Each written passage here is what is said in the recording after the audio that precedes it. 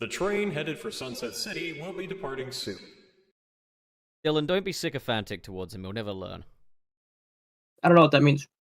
It means like when you're unconditionally loving towards someone. Oh. Or okay, like, sorry. If you like kind of lie about how great they are or something along those lines. That's what a sycophant. Ah, okay. Good to know. Someone who is positive to the point of being unhelpful, I guess, would be the term. Well, this is horrible. This is a horrible silence. This is a podcast, you guys. What happened? You went silent for a second. Well, yeah, but we haven't started yet. Because we have started yet. You were telling them to not love me unconditionally. Well, like that's awkward. Hold on a minute, right? Okay, so maybe those were my exact words, but the intention, was ultimately. Well, see, I should have listened to the inflection, of course. Yeah, it was. Sure. Look, I'm not perfect, all right? And you're not gay. Obviously, exactly. You know? But I mean that is a contributing point towards perfection. That's fucked up. We can't say that. All right. Well, who would like to introduce today's special episode? Who'd like to be the special little guy to do that?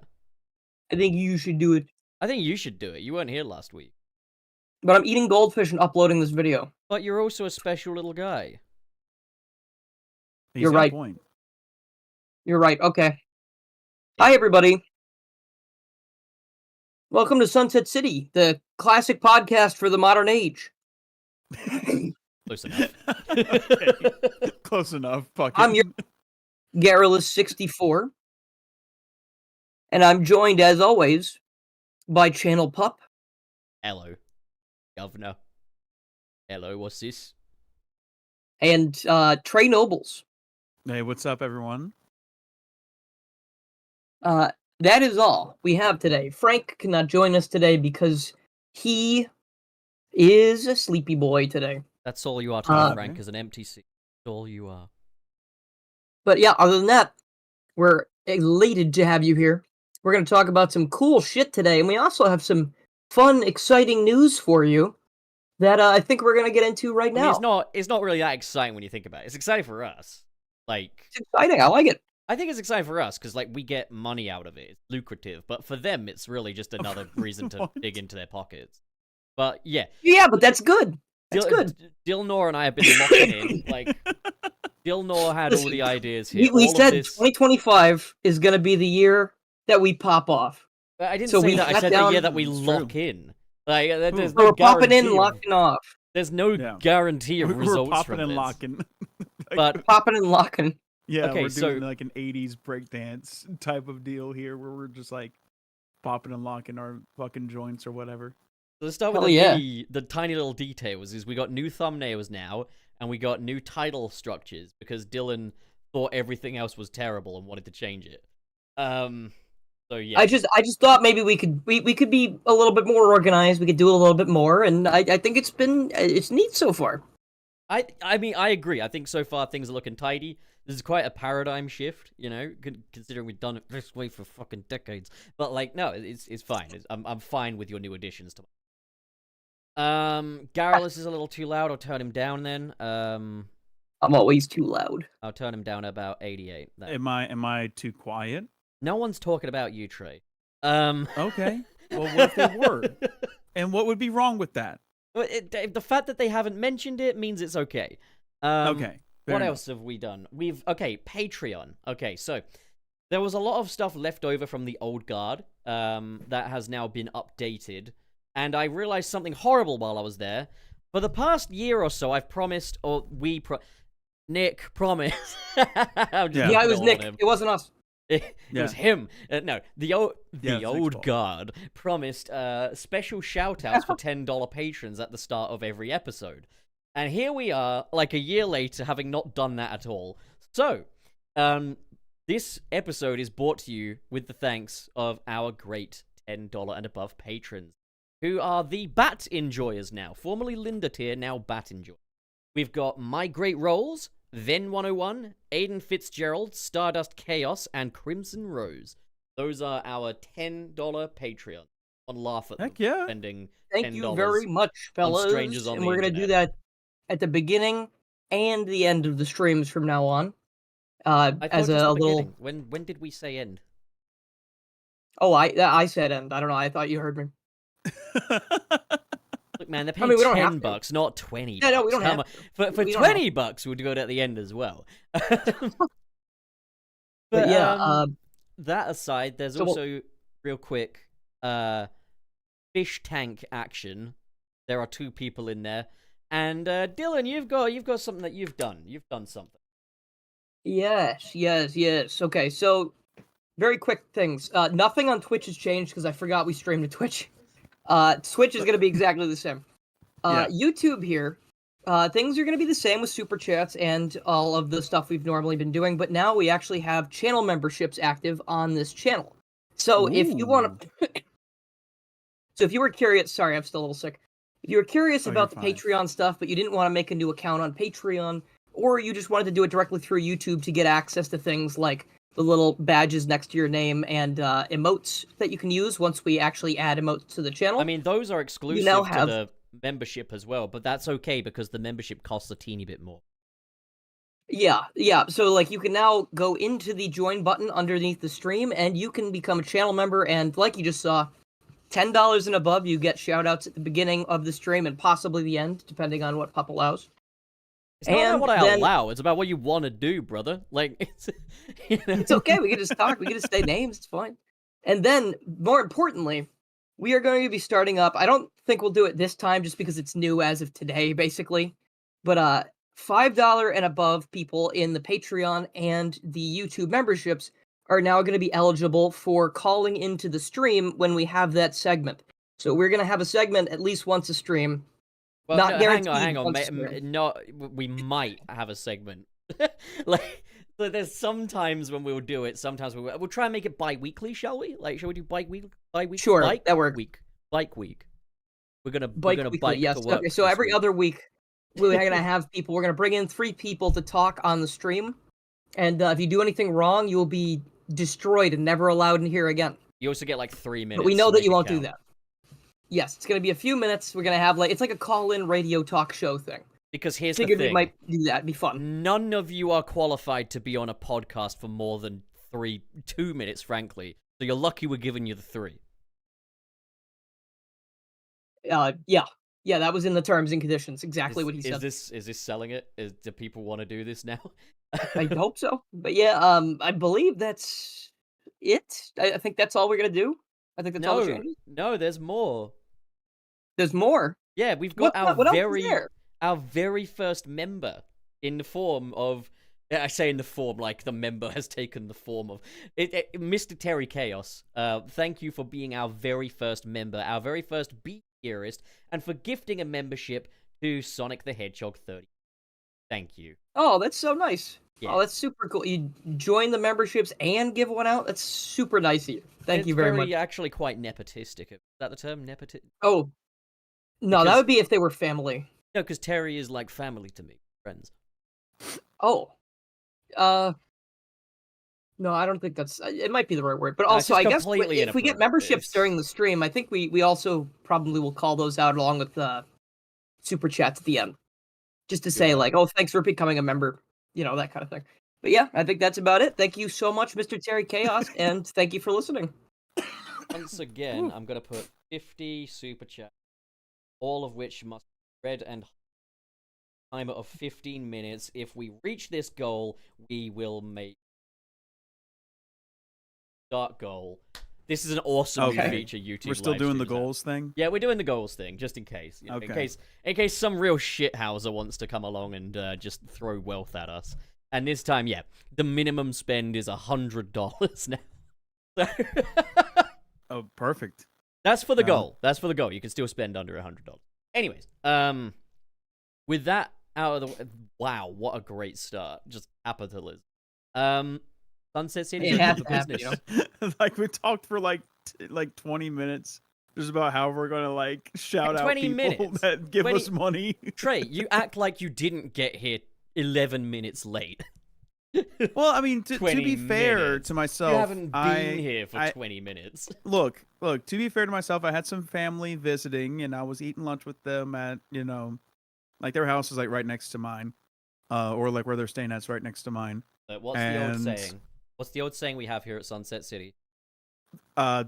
Family doesn't matter. Is that what it is? No, it's poop on family. Huh? I like your phrase better. That's really good.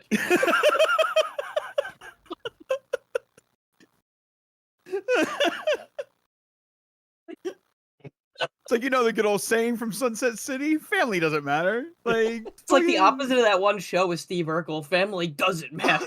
Yeah, family matters. Family doesn't matter. Family never not matters. at all. Never. Nah, never. All right. Well, now that we're here, now that we're done talking about money, let's start off. Let's start off with some warm-up topics. But today's episode is going to be all about Amy and Metal Sonic to a extent, and it is going to be a bit spoilery for Sonic 3, so do not watch. But first of all, I wanted to talk about Sonic 3 McDonald toys. Okay. Because we talked about Sonic 3 McDonald toys at one point. We've done that. And I don't think I was there for that, but we talked about the plastic fellas in the little cycle thing doing. And right, you get that Tails one with the hideous forehead. Well, in the UK, we got something a bit different. Because Sonic toys have now dropped at McDonald in the UK. McDonald's in the UK. Singular McDonald. Just the one. There's only one McDonald there. Only one McDonald. Let me just get the picture I took of it. Hang on, wait a minute. Okay, so the McDonald toys we got in the UK are different because in Europe, where McDonald's, due to environmental reasons, are not allowed to produce because more often than not they go in a landfill. So we're not allowed to do plastic toys, which more often than not leads to cardboard toys. We had cardboard Sonic toys early last year, but they were like interesting. I didn't even know that was like a thing, but I guess it makes sense. They were Sonic Riders toys in that you'd get like a little you'd make a little papercraft extreme gear and then you'd ponk whatever character you've got on top of it.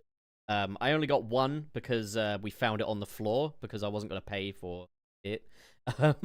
And so yeah, we've got Amy. But these new toys are a bit of a step up because I do think papercraft thingies, like things you can make yourself, are kind of cool. But they have to be kind of elaborate, I think. And McDonald's toys have an expectation. Well, we can do plushes. The plushes are allowed in European McDonald. And that's... I can't do it. And that's taken the form of plush balls. You can get plush Sonic balls. Should probably clarify as in, like, play balls. That doesn't really help your. That doesn't sound. That doesn't really. I'm just trying to shrink down this image of my hand fondling my. Hang on, you can see my cool Sonic curtain. God, OBS is not easy to get this. Oh my lord! There he is. This is the Super Shadow one, and what I love about these is that they look like actual little Sonic jump balls, in that you can see the arms are curled around the sides, and they're curled into a ball. I think this is actually way better than the little plastic ones. No, that is really cool. Like if your alternative is just the cardboard stuff that you were talking about, then yeah, this seems like a better alternative for sure. I mean, I think this is better than the USA ones. The plastic ones this time around look a little bit ugly, I think, especially the fair. tails. Yeah. I liked the Sonic 2 ones. They were kind of silly looking. And actually, go on. I was just gonna say, are these toys like? Are they like hacky sacks type deal, or like what's like? I'd say they're like full of plush. Just looks like a soft thing. Yeah, I would guess just average plush material really inside there. Okay, like fair. yeah, they're kind of they're squishy, like, but they're not like yeah. they're not like Squishmallow or nor are they like right. Yeah. They're not full of beans or anything like that, even though they're in the UK. Oh, okay. But bring the beans back. The mean beans. But, I've been saying for a while, it would have been so cool if they made, like, a beach ball that's like the Sonic Adventure 1 jump ball. And now this is the closest thing we're going to get to it, and I'm surprised they didn't do this earlier, to be honest. Like, that's a good little treat, and I think it's, like, 99p to get one just on its lonesome. So I'm not allowed to eat McDonald's right now, but I can sure as hell get one of those little toys. Oh yeah, and like they're Why are cute and yeah, for sure. Wait, why aren't you allowed to eat McDonald's? What happened? I got You really, banned? I got really fat, and now I want to cut Oh. bread out of my diet. Gotcha. Okay. When the I mean, McRib that's came fair. back, That- I ate 10 McRibs in the space of 14 days. I thought it was You made 20. you made it seem like you were banned from McDonald's though. Like No, Yeah, no, they I, said no, I that. got banned from. you could have said like I'm trying to cut back on eating like fatty foods or whatever, you know. I have- you were like I've I'm not disallowed allowed. It's like, myself. okay. But I've been doing so much home cooking lately. I made chicken wings and potato salad and Ooh. stuff. And you're gonna be all like, "Oh, No. potato salad makes you fat." Not if you use No. Greek yogurt instead of mayo. No, okay? I like No, potato salad. Oh, that's good. No, Sounded good. home cooking though like is the move for sure. I'm trying to do more of that, but like I get lazy sometimes, and that's just on me. But yeah, I just no, gotta home resist cooking the is urge way to go. like put my penis between the chicken. Sure, yeah, pup, absolutely, yeah. That's a normal intrusive thought that everyone has. Yeah.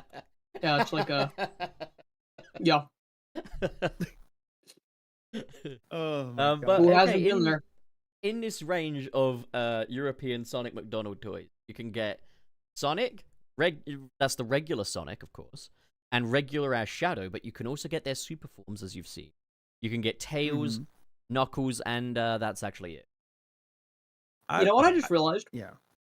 McDonald's toys are kind of like loot boxes before loot boxes. Oh my god, what the Yeah, fuck? because You're like right. if you factor the food as part of the loot. But also, just one Hmm. thing I wanted to mention is I think it's a missed opportunity that they didn't do like a super cursed James Marsden curled into a ball on one of these balls. I wanted Agent Stone. Yeah, give me Agent one of Stone curled into a ball. Oh my god, Gerald Stone would is be good. so frightening. An Wade, Eggman one would be a no-brainer. Yeah. Oh yeah, you wouldn't even have to make him into a ball. Just have like his head on top of the ball or something, or like you know what I mean. Like Yeah. like the ball is his body. That could be the Eggman. Eggman one. It is funny you mentioned the loot box thing because Pup was like, yeah, like the food also has to go into that, and you know what you're getting with the food, and I'm sitting here like half the time, no, you don't. You order something and Yeah, they just give you a something. completely different meal half the time. They you did know? that to me the other fair. day. They gave No, me it one yeah. thing I ordered and another thing I didn't, and I was like, "That's interesting."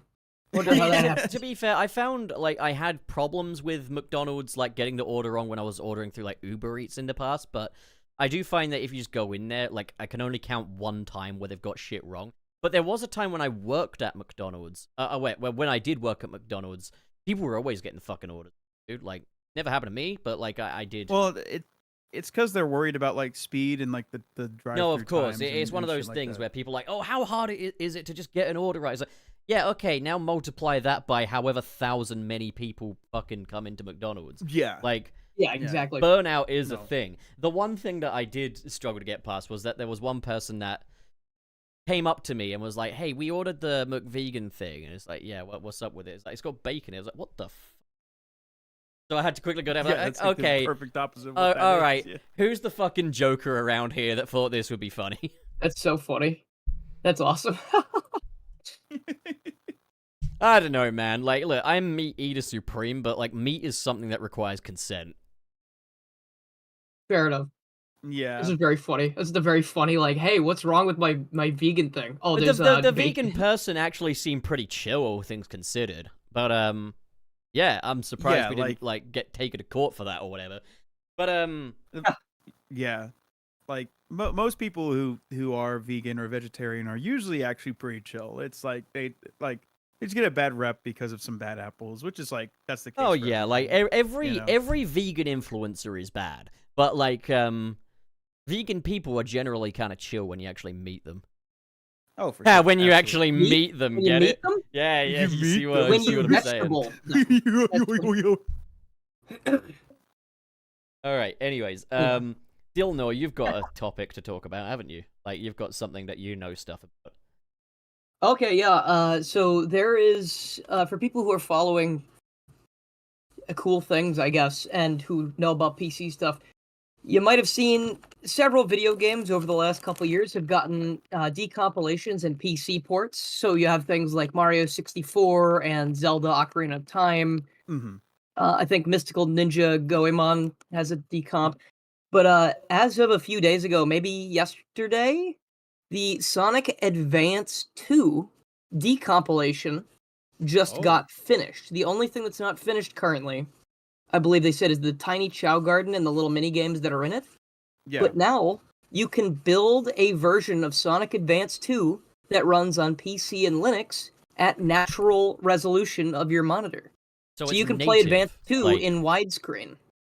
That's actually pretty awesome. And that also means, rather than emulator, that means that modding will follow suit, because if you've been following the Mario 64 PC ports, they get modded to hell and back.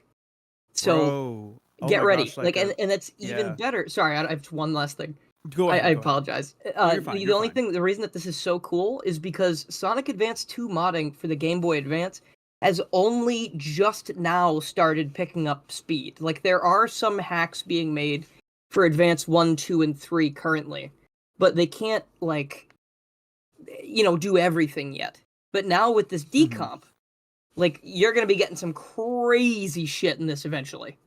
I don't know about a decomp for 1, but I'm assuming they're working on Advance 1 and 3 as well. But 2, 100% done. You can play it start to finish. I just don't know how to, make it work. So, Charles Champ is asking the real question here. Is there a decomp for Sonic Advance 1? I don't think it's finished, but I assume there is one. Okay. I just haven't seen progress, but there probably is. Yeah, if they're working on Advance 2, I'm pretty sure they're working on the rest of the Advance trilogy and possibly even Sonic Battle. Sonic Battle that'd be sick. Awesome. If they could make an online multiplayer battles like that would be sick. Oh my gosh. I mean, I just learned how fun Sonic Battle multiplayer is, last year. We played it a bunch of Sam's streams. It's so much fun. And, I hate that it's, just pretty much... I wish they would bring it to Nintendo Switch Online. That way we could play online. That would be awesome. Yeah. Also, the only reason I like the emulator more is because we played with a cheat code, so we could have any moves on Emerald. And we just made our own custom Emeralds, and, that made it even more fun. And you gotta bring that game to more people, because that story deserves to be brought to a wider audience. That's a really good story. Yeah, absolutely. Retranslate it, please. That's one of those things where it's if you wanted a game story that could kind of, I'm not gonna say top, but live up to the Sonic 3 movie, because obviously Sonic Adventure 2 is probably the most beloved Sonic story. If you want one that could kind of live up to it, but it's a bit more obscure, the Sonic Battle story would make for an incredible movie.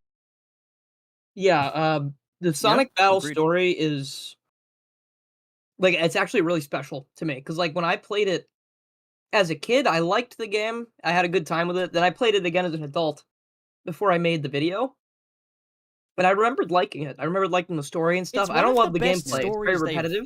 Yeah, it's one of the best stories they've done, though. The story is insane. There are a few things, Amy is very misrepresented, I would say, in that game. I feel like they could do a retranslation, but, the overall story and most of the character writing, I think, is the best that has ever been in this series. What would you say is the issue with Amy in that game?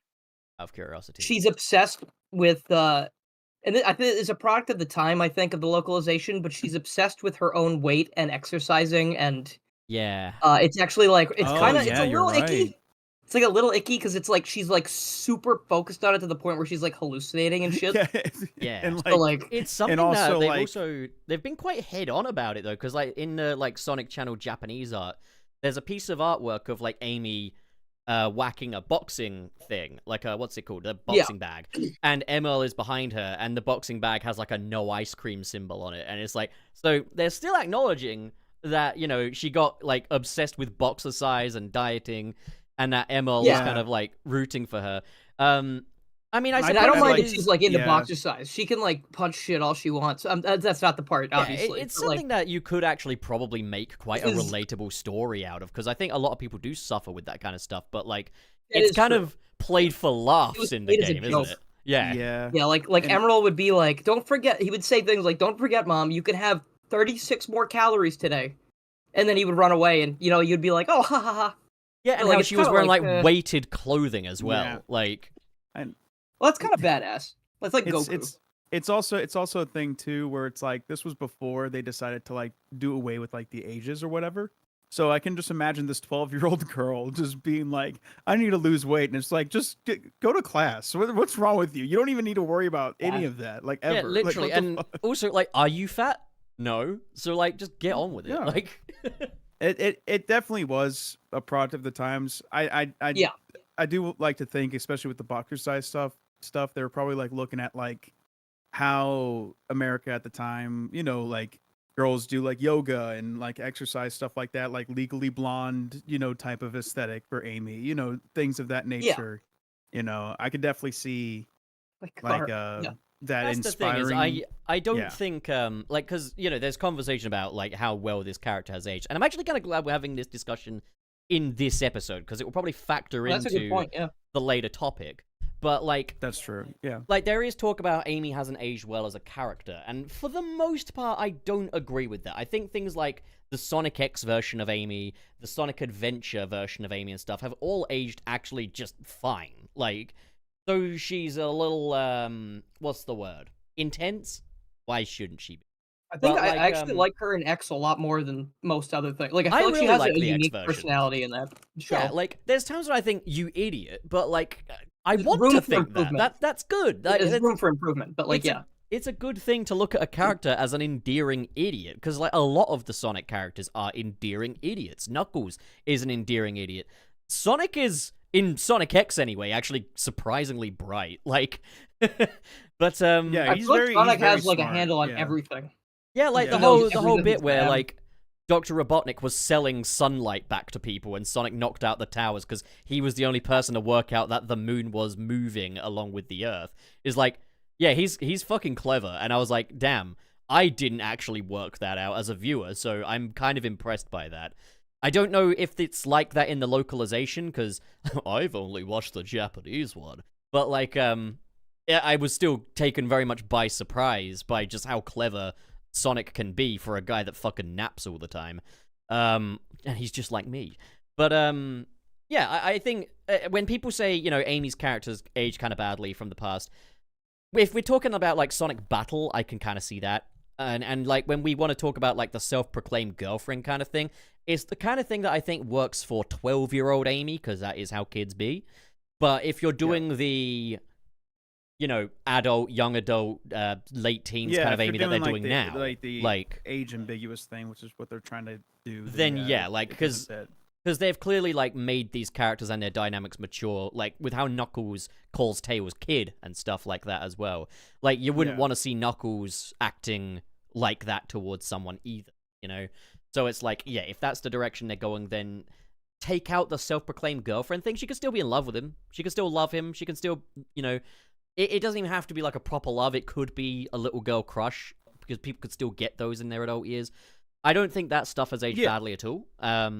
But like, yeah, with things like getting an eating disorder and seeing Emerl as an opportunity to prep for motherhood with Sonic and stuff like that, yeah, that stuff is probably better left in the 2000s.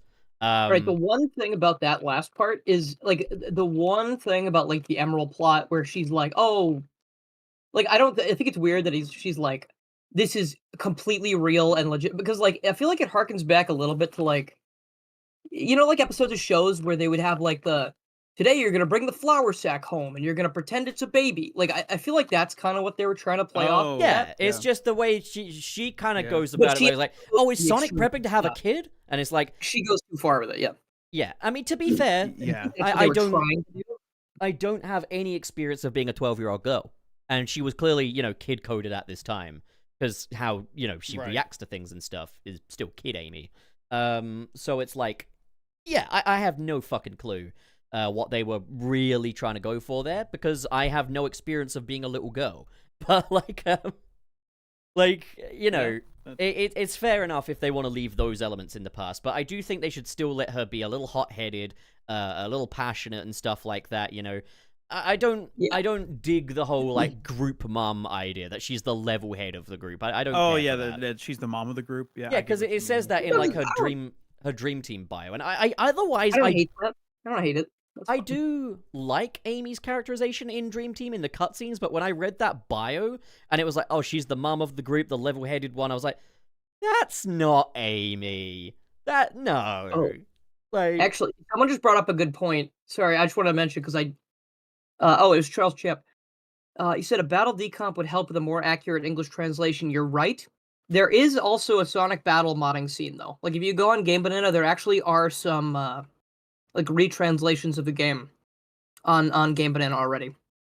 So Yeah, you can possibly play it with like a little bit better dialogue for like those scenes we were talking about, it's but also the stuff that we're it kind of exists. talking about. The stuff we're kind of talking about though is mainly just like it really is preference. It's not really much of a case of like it's inaccurate. It's not accurate.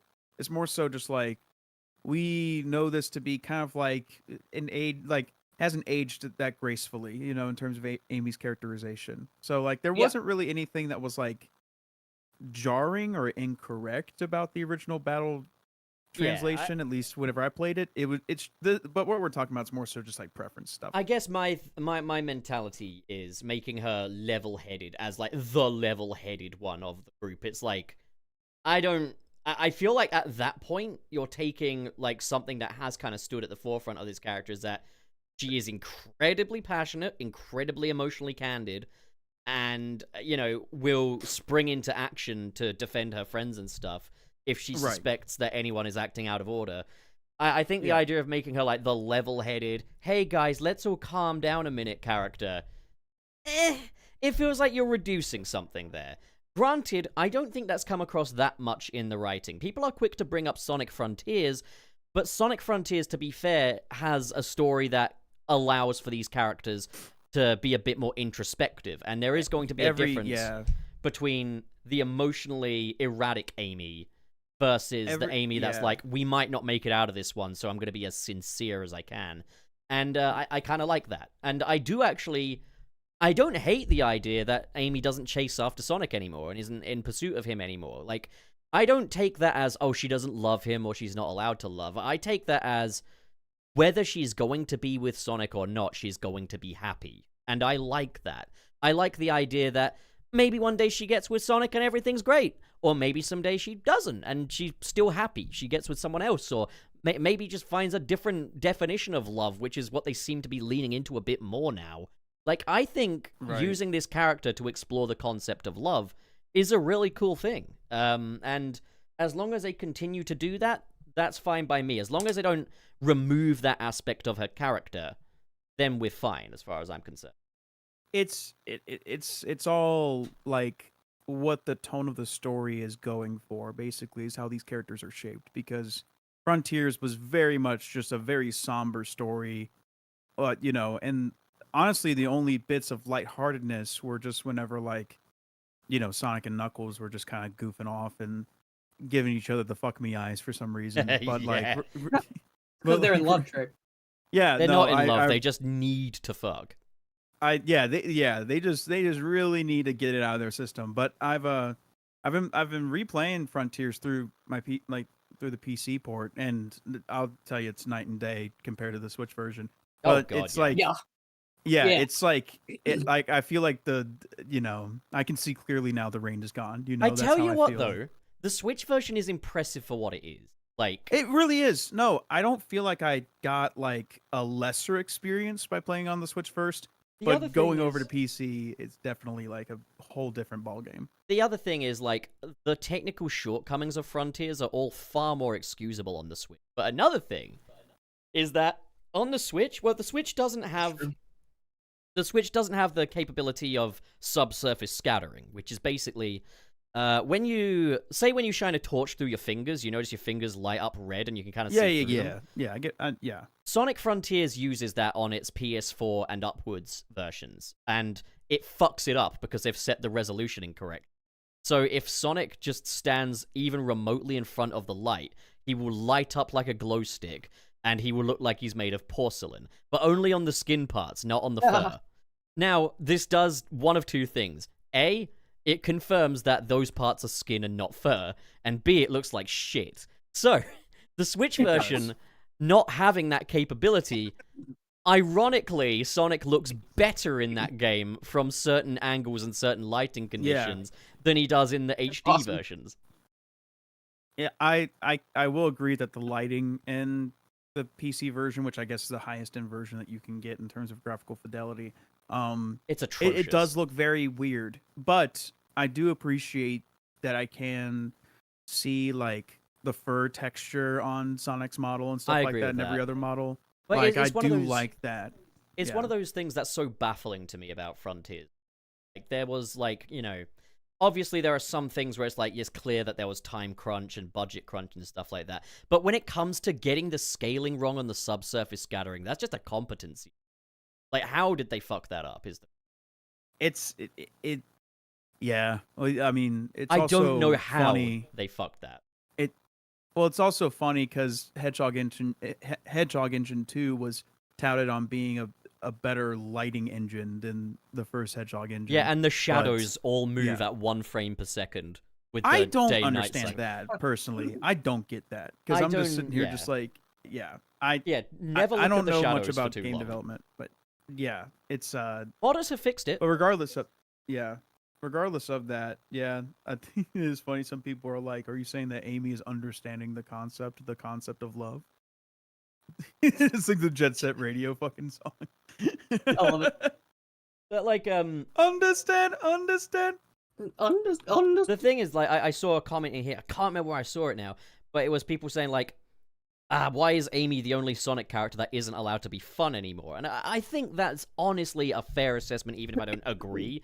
Is like, yeah, if, like, Sonic and Knuckles can get in... I mean, one thing... Okay, alright, I'm gonna do that thing where I say, okay, alright, and cut myself off mid-sentence several times. So, Okay, alright. People have brought up, like, Amy chasing after Sonic with her hammer in, like, Sonic Riders after Sonic nearly accidentally kills her and stuff like that. And people always bring that up as, like, yeah, this Amy needs to die and stuff. But that's one thing I don't get. Because Sonic and Knuckles will scrap over the slightest disagreement. Is it not fair to just say that these hedgehog people are kind of durable, and that things that would ordinarily constitute abuse in cartoon characters don't usually matter? I mean, who the fuck is watching yeah, I Tom mean, and Jerry they- and going, gosh, that They looks kill like it hurt? robots. Yeah, They I kill was gonna say robots this. with their bodies. Like, I feel like they can handle getting hit with a hammer. You Yeah, know, they can literally Right. jump off of skyscrapers and be completely fine. Like, I was gonna mention the same thing about like almost like the rubber hose like slapstick comedy aspect of it, where it's just like, guys, this is a fucking cartoon. You know, like the things like, you know, I guess violence in these types of cartoons have always been Yeah, prevalent violence since like in the 40s. cartoons. You know, yeah, Yeah, I think, like and the way- it's like a sex on TV. Roadrunner thing, or the fucking like you said, Tom and Jerry. It's like, okay, like yeah, they're blowing each other up with dynamite, but it's played for giggles. You know, it's not the way real, I guess like, I would put it so. is that, like, I am more than happy for these characters to be age ambiguous and to be matured in terms of personality.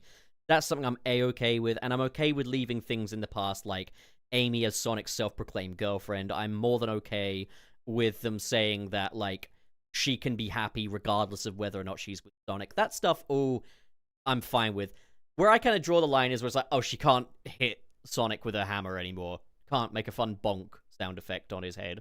Because that just wouldn't be right. Like, that's silly. Like, these are cartoons. That wouldn't be right. Yeah, it's. Can you imagine you make the also, bonk sound effect and someone like- goes, "Fuck you." Fuck you! I also, I also, I'm so fucking sorry dick. for cutting. Yeah, fuck you. Whoops! I just You started fucking cussing like crazy. shit! Yeah, the fucking dickhead. But I'm so sorry for cutting off, but I just need to get this thought out there. I know that like Tom and Jerry and Roadrunner and all those cartoons, like they serve an entirely different purpose than Sonic does. So like I know it's like a thing where it's like that's their point, but Sonic it's supposed to be a little bit more like there's supposed to be a little bit more sincerity to it. But in my opinion, I don't think it's really going to like hurt anything if there's like a little bit of like playful jabs or, you know, or Sonic being chased by Amy with a hammer. I don't think anything's mean, gonna be yeah, taken away like if that was added. If that At makes the sense. same time, like, I mean, yeah, I would say that Sonic and his world are more comparable to Dragon Ball than they are to Tom and Jerry. Sure. But when I think of like what Sonic is, I do kind of think of it as kind of the Tom and Jerryfication of Dragon Ball.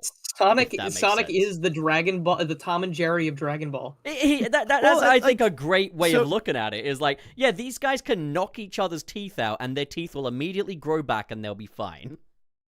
Like, so like, but even in Dragon Ball, like they have some slapstick comedy stuff in there that's played up for laughs, you know? Like, so it's like, even if it's a thing where it's like, we're talking about Tom and Jerry, we can still equate this world to Dragon Ball, and it still fits because there's still some like slapstick, you know, haha funny comedy stuff in Dragon Ball as well, you know? You gotta Like, have, at least, yeah. she chases after Shadow Especially in with Dragon the Ball hammer. Super. She pulls the hammer out on Shadow, and Shadow immediately pulls out a Glock. That's a good. That's a funny moment. Yeah. like That is a a funny moment. don't bring a hammer to a gunfight. Like He could that's- literally say like, don't bring a hammer. "Don't bring a hammer to a gunfight. It's like, like- don't bring a hammer to a gun. Yeah. Run away, while you still can walk." But oh my like, god. I'm gonna leave knuckle imprints on your eyelids. No, it's like that. It's like that. It's like a thing where it's like, for some reason I'm reminded of this, where it's like Tom is trying to dig through like Jerry's like home, like the hole in the wall or whatever, The whole. and then you just see a hole like go like on the top of Jerry's head, and you just see like a shotgun barrel like point at his head. You know, it's like, Oh yeah, he like he opens the other hole, so it's just facing him again. I Yeah, like the idea that exactly. you can have that level of cartoon logic in Sonic because it just lends well to their designs. cartoon I mean- logic is the best way to look at it. Yeah. Even if that wasn't necessarily an intention with the Japanese version, like Adventures of Sonic the Hedgehog is literally the show, basically. It's like Looney Tunes on acid. Like, and you know Yeah. what? I'm someone who believes that, like, you know, obviously, like, characters change over the years. Like, look at Batman and stuff. Like, you know, Frank Miller's Batman next to, like, Neil Adams' Batman. They're, you know, about as, you know, different as can be and stuff. And I'm fine with, like, Sonic doing that. But it's like, you know, if we're picking up things along the road and stuff to make, like, a centralized Sonic, yeah, pull some slapstick elements in there. Just have them be, A, good, and B, you know, like, make them work with... Like, I think Sonic should never stray too far away from the Dragon Ball sort of influence. Like... Actually, you know what? Well, I was thinking about slapstick, and I just realized like there's a lot of slapstick in the series already too. Like, you know, whenever Sonic falls like any distance, or like I forget what game it was, but like there's one. Oh, it's Adventure. I mean, I guess this is also a limitation of the time. But you know when like he falls like from the egg carrier in Adventure, and he hits the ground, and he like flattens, and then he springs back up into the air Yeah. like he's in a Looney Tunes. Like I love shit like that. And then he does a little like, run those cycle shoes- before he starts moving because like he's just already yeah, ripping again, up like his some of legs. it's definitely like limitations at the time, of course, but like also it's just very like silly. Like you know, yeah. it's like he would bounce. Like he looks like he's made of rubber. Yeah, he's Yeah, designed like- with rubber hose sensibilities, so he should probably act Yeah. like a rubber hose character. It's just the difference is that he, rather than chasing, I don't know, Knuckles around a house, like he would in some of the movies, he would Florida Island. chase Knuckles around fucking space and planets and shit. Like, and it's epic and awesome and super cool. The thing is Yeah. that you can definitely just like you can have both, but there has to be like a balance. Obviously, like it shouldn't be an all slapstick comedy thing, and that's not what anyone is saying here. But at the same time, it's like there is some cartoon logic to be applied to this universe that I feel Also, like it doesn't need to be grounded, if that makes sense. It doesn't have to be so grounded in reality to where like yeah. a really cool example of something doing the inverse of this even is literally Sonic 3. How Sonic and Shadow fight in these biblically epic fucking Dragon Ball Man of Steel-esque fight scenes, and then it will cut to Professor Gerald and Dr. Robotnik having a slapstick fight and stuff like that. Well, that's true. Like, they'll have To to be spank fair, It's though, like, so the animated characters fight in the serious way, but the human characters fight in the goofball way. To be fair though, that was a case where that did take me out of the experience. Like whenever I it was did. like, I know some people don't mind, but that's the reason why I said there has to yeah. be balance. You know, No, that's fair. I think the only reason it took me out of the experience is because they had just started playing Live and Learn, and they took it away so I could watch Eggman spar with himself. yeah. I was like, but dude, Also, It would I'm have of been the an issue belief- for me if we didn't cut back to Sonic and Shadow fighting the...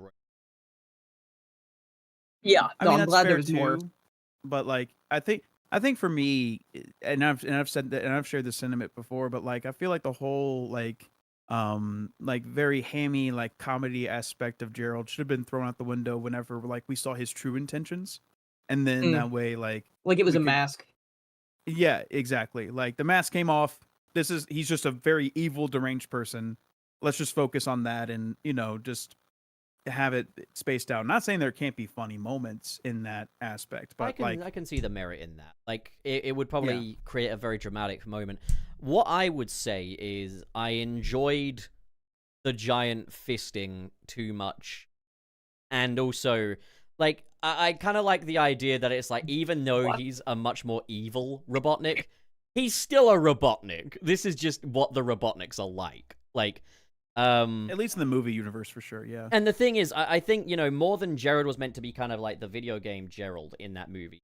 It was more like they're doing the dark reflection thing in that, like, Shadow is who Sonic could have become, but they basically carried that over to Eggman in that it's like, Robotnik in the second and first movie is incredibly callous. Like, there's the whole, like, put the body on ice thing, the benefits of animal testing monologue that he has in Sonic 1. There's how he treats Knuckles in Sonic 2. Like, Robotnik is a very unsentimental, incredibly callous person.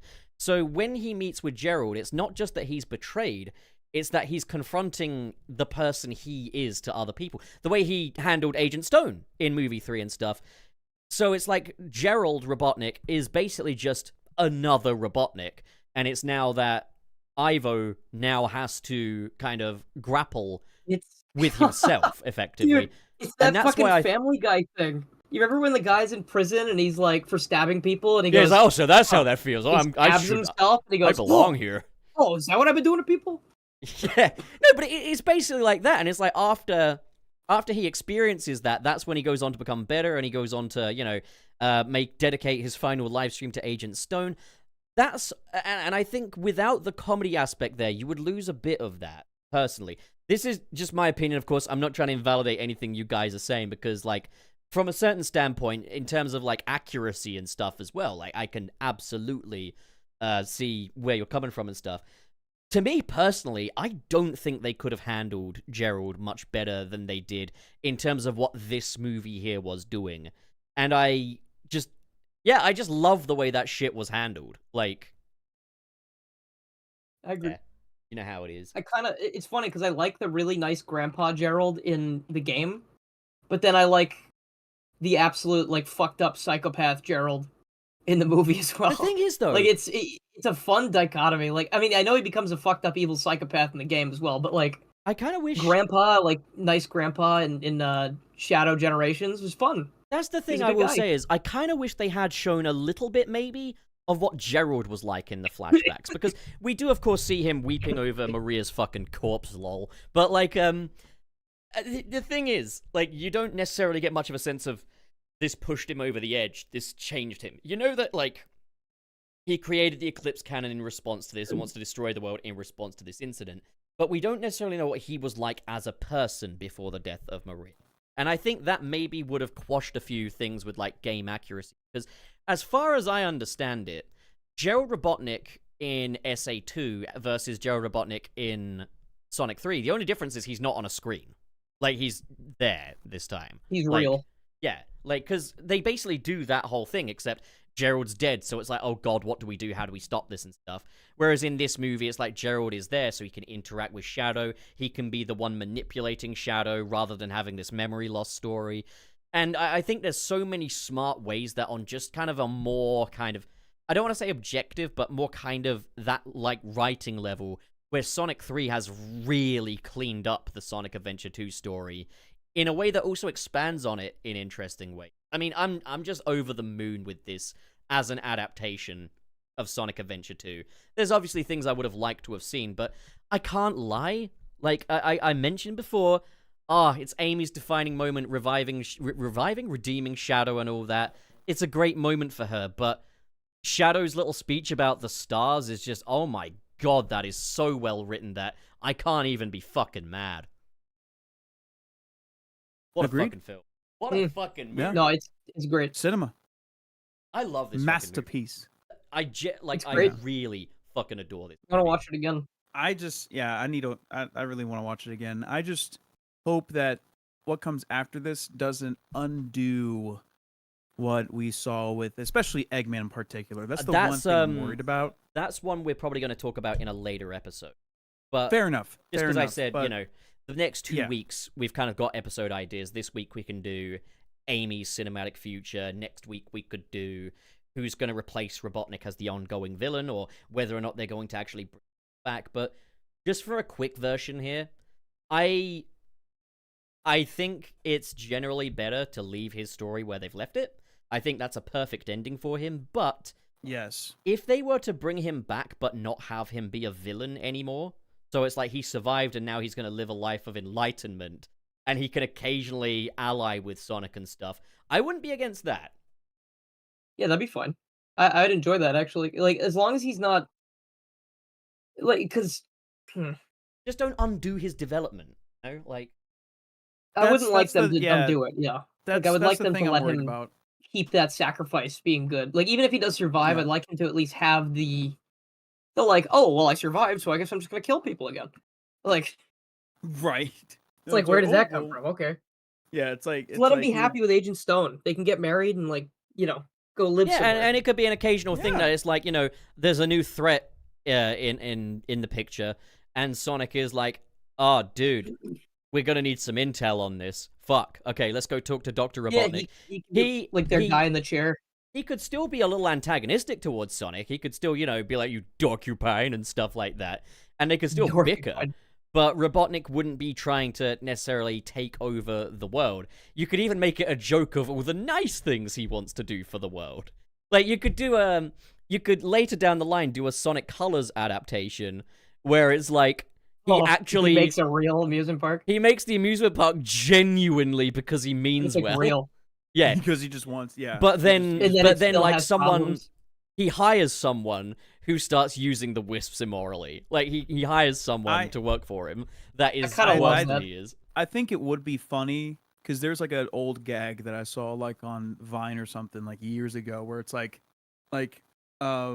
a villain who tries to be villainous but ends up helping people accidentally. That ends up helping. I would love if Jim Carrey was brought back as Robotnik. I would love for it to be the inverse of that, where he tries to do good, but his innate nature, just like fate, just wants him to be a villain, even though he's trying to do good. If that makes sense. He's always tempted back to the path of darkness, or you can even have. Or you imagine a scene where he's got like Sonic's quill and he's looking at it. He's like, "No, I renounced that life," but then he has to really try and stop himself from licking it again. He's like the Green Goblin save me from myself, like Goldmember. Yeah, you could have like the fucking Eggmobile just staring him down. He's like, "Tell me how." It's like, "The heart, Robotnik. First we attack his heart." I was gonna say though, it's actually this is sort of like the progression of Dr. Doofenshmirtz from Phineas and Ferb a little bit, because by the end of that show, at least the original show, I believe he becomes like a good guy, or at least he tries to. He kind of gives up on evil. He wants to help people, because like all the shit he makes kind of unintentionally helped people anyway. And I just love that. I just love the idea of him just being like someone they could go to and be like, "Hey Doc, we need like a grappling hook," and he's like, he gives you the craziest shit you've ever seen. Like it's, I don't know. I feel like they could be fun. Like he could be like their Q guy in the chair kind of thing. Mission Command. The other thing you could do is have a couple of movies with a redeemed Robotnik, but then have him go down a path that makes him worse than he was before. Or, because I think that's one way of doing the snap back to evil, is if it's like kind of a tragic thing, and he's way worse than he was before now. Or you could do, you could kind of have him slowly but surely become a little more villainous and kind of align more with, say, Robotnik's Frontiers personality or something along. But at that point, maybe you're wasting Jim Carrey. Because the thing is, Robotnik in Sonic 1 and 2 is a bit more vicious than the game counterpart tends to be. Like, the game counterpart does worse shit, no doubt. Like, he's built, space stations, and he's fucking taken over the world in, like, a game like Sonic Forces. But generally, in terms of his demeanor, in terms of how he treats people, Robotnik in those first couple of Sonic movies is a lot more vicious. Yeah. Seems more... evil. agree. Like he seems more intentionally like I want to hurt you Yeah, like he's rather more than like like I just have after goals. Sonic. Like in the games, it's like Robotnik probably doesn't give Sonic a second's thought when he's scheming. He's just like, "Oh, look at this! I'm building an evil ice cream. Oh no, what's that fucking hedgehog doing here?" Whereas like Ice cream. in Sonic 1 and 2, he's like, "I'm going to kill that motherfucking hedgehog." I mean, to be fair, I think it does make sense in the movie verse because it was a case where Sonic basically like spin dashed him into another another planet Oh, of course, and but lost then all of his even livelihood, you yeah, know. but then So even it's in like, movie 1 though, and he's not even insane yet, and he's just like, "I'm just gonna fucking kill him." Like that's all he wants to do. I think movie 1, it's because he's struggling really hard with the fact that he has never come across anything in the entire Oh world yeah, he's that never could been even beaten. slightly match him. Yeah, You but know, I like think he's like, yeah. for movie 4 or onwards, or like later on, you could just have Robotnik be like, "Okay, look, I'm just gonna go rule the world over here. You just do your thing." And it's only when Sonic interferes with him that he like kind of bites back. Yeah. You can I- even have He's that like, video. It's "Hey, like, you I'm just going to rule the world from over here, and if you want to get involved, well, you know, that'll be it. You know. Oh, actually, my friend Jack in chat also just said if they end up doing a Sonic CD adaptation and it goes into time travel and timelines, that's another way we could also get like bad Robotnik back because they could fuck with the timeline and like reset things. They could find another timeline where he is evil. Well, I wouldn't want them undoing stuff shit like that they've that. already done, but like I they don't want could. them to undo his thing, but like it could be an accident. It could be a tragic Yeah, or accident. it like could you be said. that maybe they go to the past and like Eggman catches wind of them and he's like, "Well, I'm just gonna go fucking kill Ooh, them." but dude, okay, but remember, okay, you know the Sonic Bible thing where they were like, or Dr. Kintobor was like Sonic's friend basically, and he turned evil, and then Sonic was always like, Because of the I egg. wish I could help him get back to normal. Like, what if it's like that? What if they accidentally fuck with time, Robotnik goes evil, and they feel bad about it because he's become like, you know, their ally, basically, or I guess he's dead or well, something. yeah, You know, he comes yeah, back. yeah. Like, The let's thing with say that is, it would they require they you make to. him like they make him evil again by mistake, and then they're kind of like, fuck, we need to like help him. Like, we need to get because we know he's not really evil. Like he can do better. Like we know he can come out of this, and it's like that'd be a fun personal stake. The problem feel with like. it is that you would have to kind of undo the events of Sonic 3 unless they like would fix the True. timeline or something. Like I don't want them undoing the events of that fucking spectacular movie because it's fucking awesome. But like I don't either. But it's like what you said. If it's like a really gut wrenching thing, I feel like it's like a good story beat at least. put it this way. I think like we can have a couple of movies without him, but if they really do want this to go on to be the next Avengers, they're gonna probably have to bring back Dr. Robotnik. But I think we should save that discussion and a discussion of who could potentially take his place for a later episode. So we'll do an episode about the future of who's the next big I villain. feel like we have a lot to talk about that. Because today we've talked about Amy's characterization, but we haven't talked about what we want from the movies or the fact that she's going to be in movie 4 and stuff like that. So I guess we can move on to that. First of all, you guys like the little reference in the title. It's a reference to a movie that released in December of 2024, but is somehow already dated. I don't know the movie. You told me the Wait. reference though, so I understand. Oh, red one. Yeah, That's yeah, what it Red is. One, yeah. Yeah, Oh, I Red getcha. One. Okay, I see. Yeah. Is that Dwayne Johnson movie? Yeah. Yeah, I actually thought, for what that was, it was fine. It's like, I don't get the anger towards Red One for the same reason I don't get the anger towards 8 Crazy Nights. It's like, are you really going into a movie with Adam Sandler expecting it to not be an Adam Sandler movie? Or are you expecting a rock movie to not be a rock movie? Like, yeah, man, like, you can make a case say these movies are good or bad, but at the end of the day, I think they got it right. I mean, yeah, fair enough. But, okay, so. Very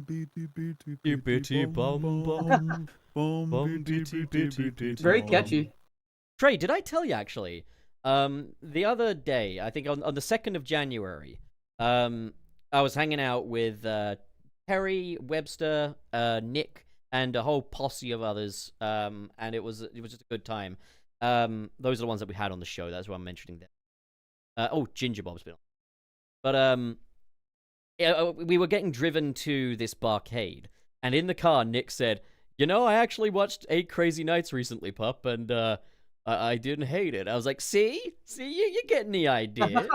You're seeing the vision.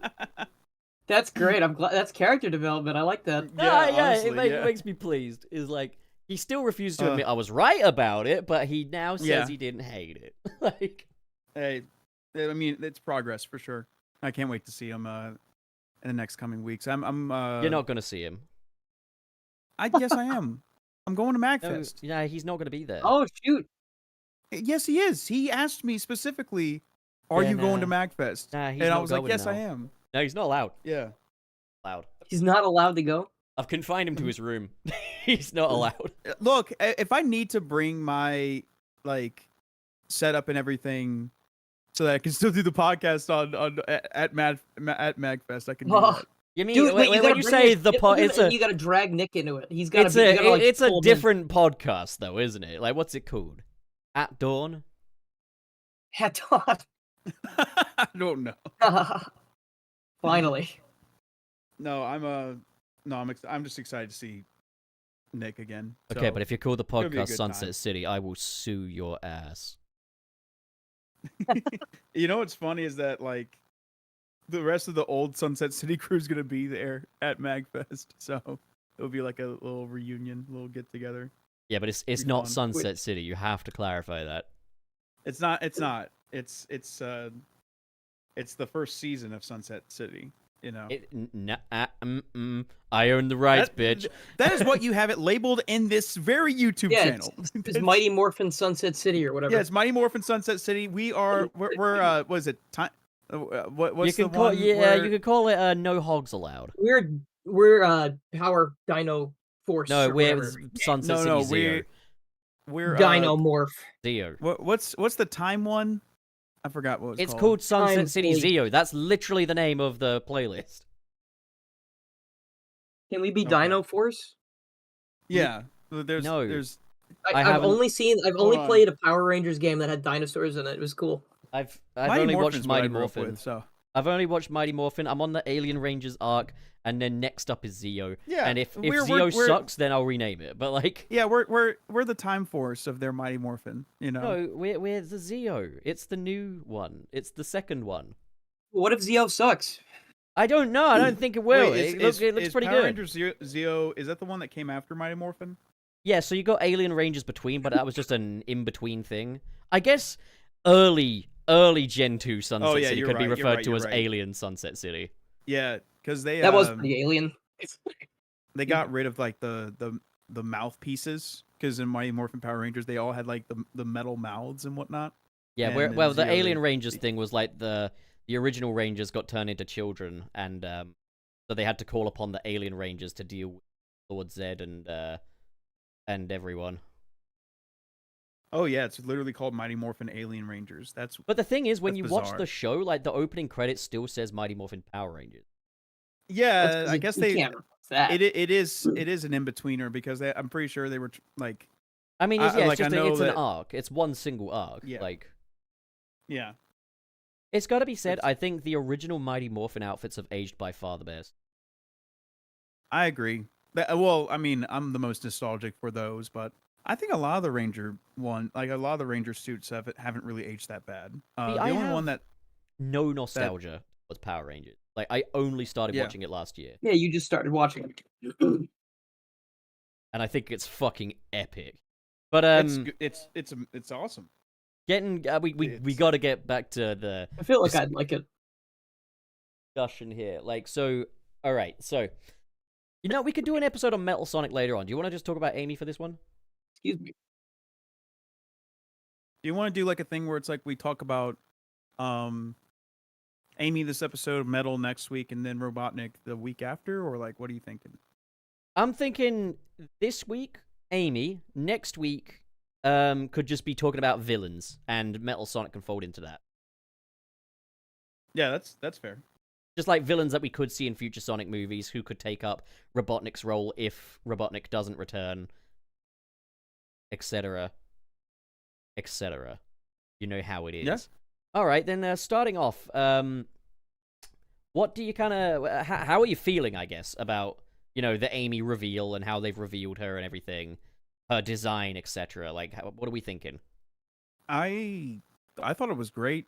I think the way they revealed her was very interesting because they revealed her already being a well-seasoned like fighter, destroying a Mm, bunch of Metal Sonics. So yes. it's a thing where it's like, okay, this Amy seems to already know her way around at least like this world, or like she does give off the impression that she's from somewhere else, either a different timeline or from the future or something.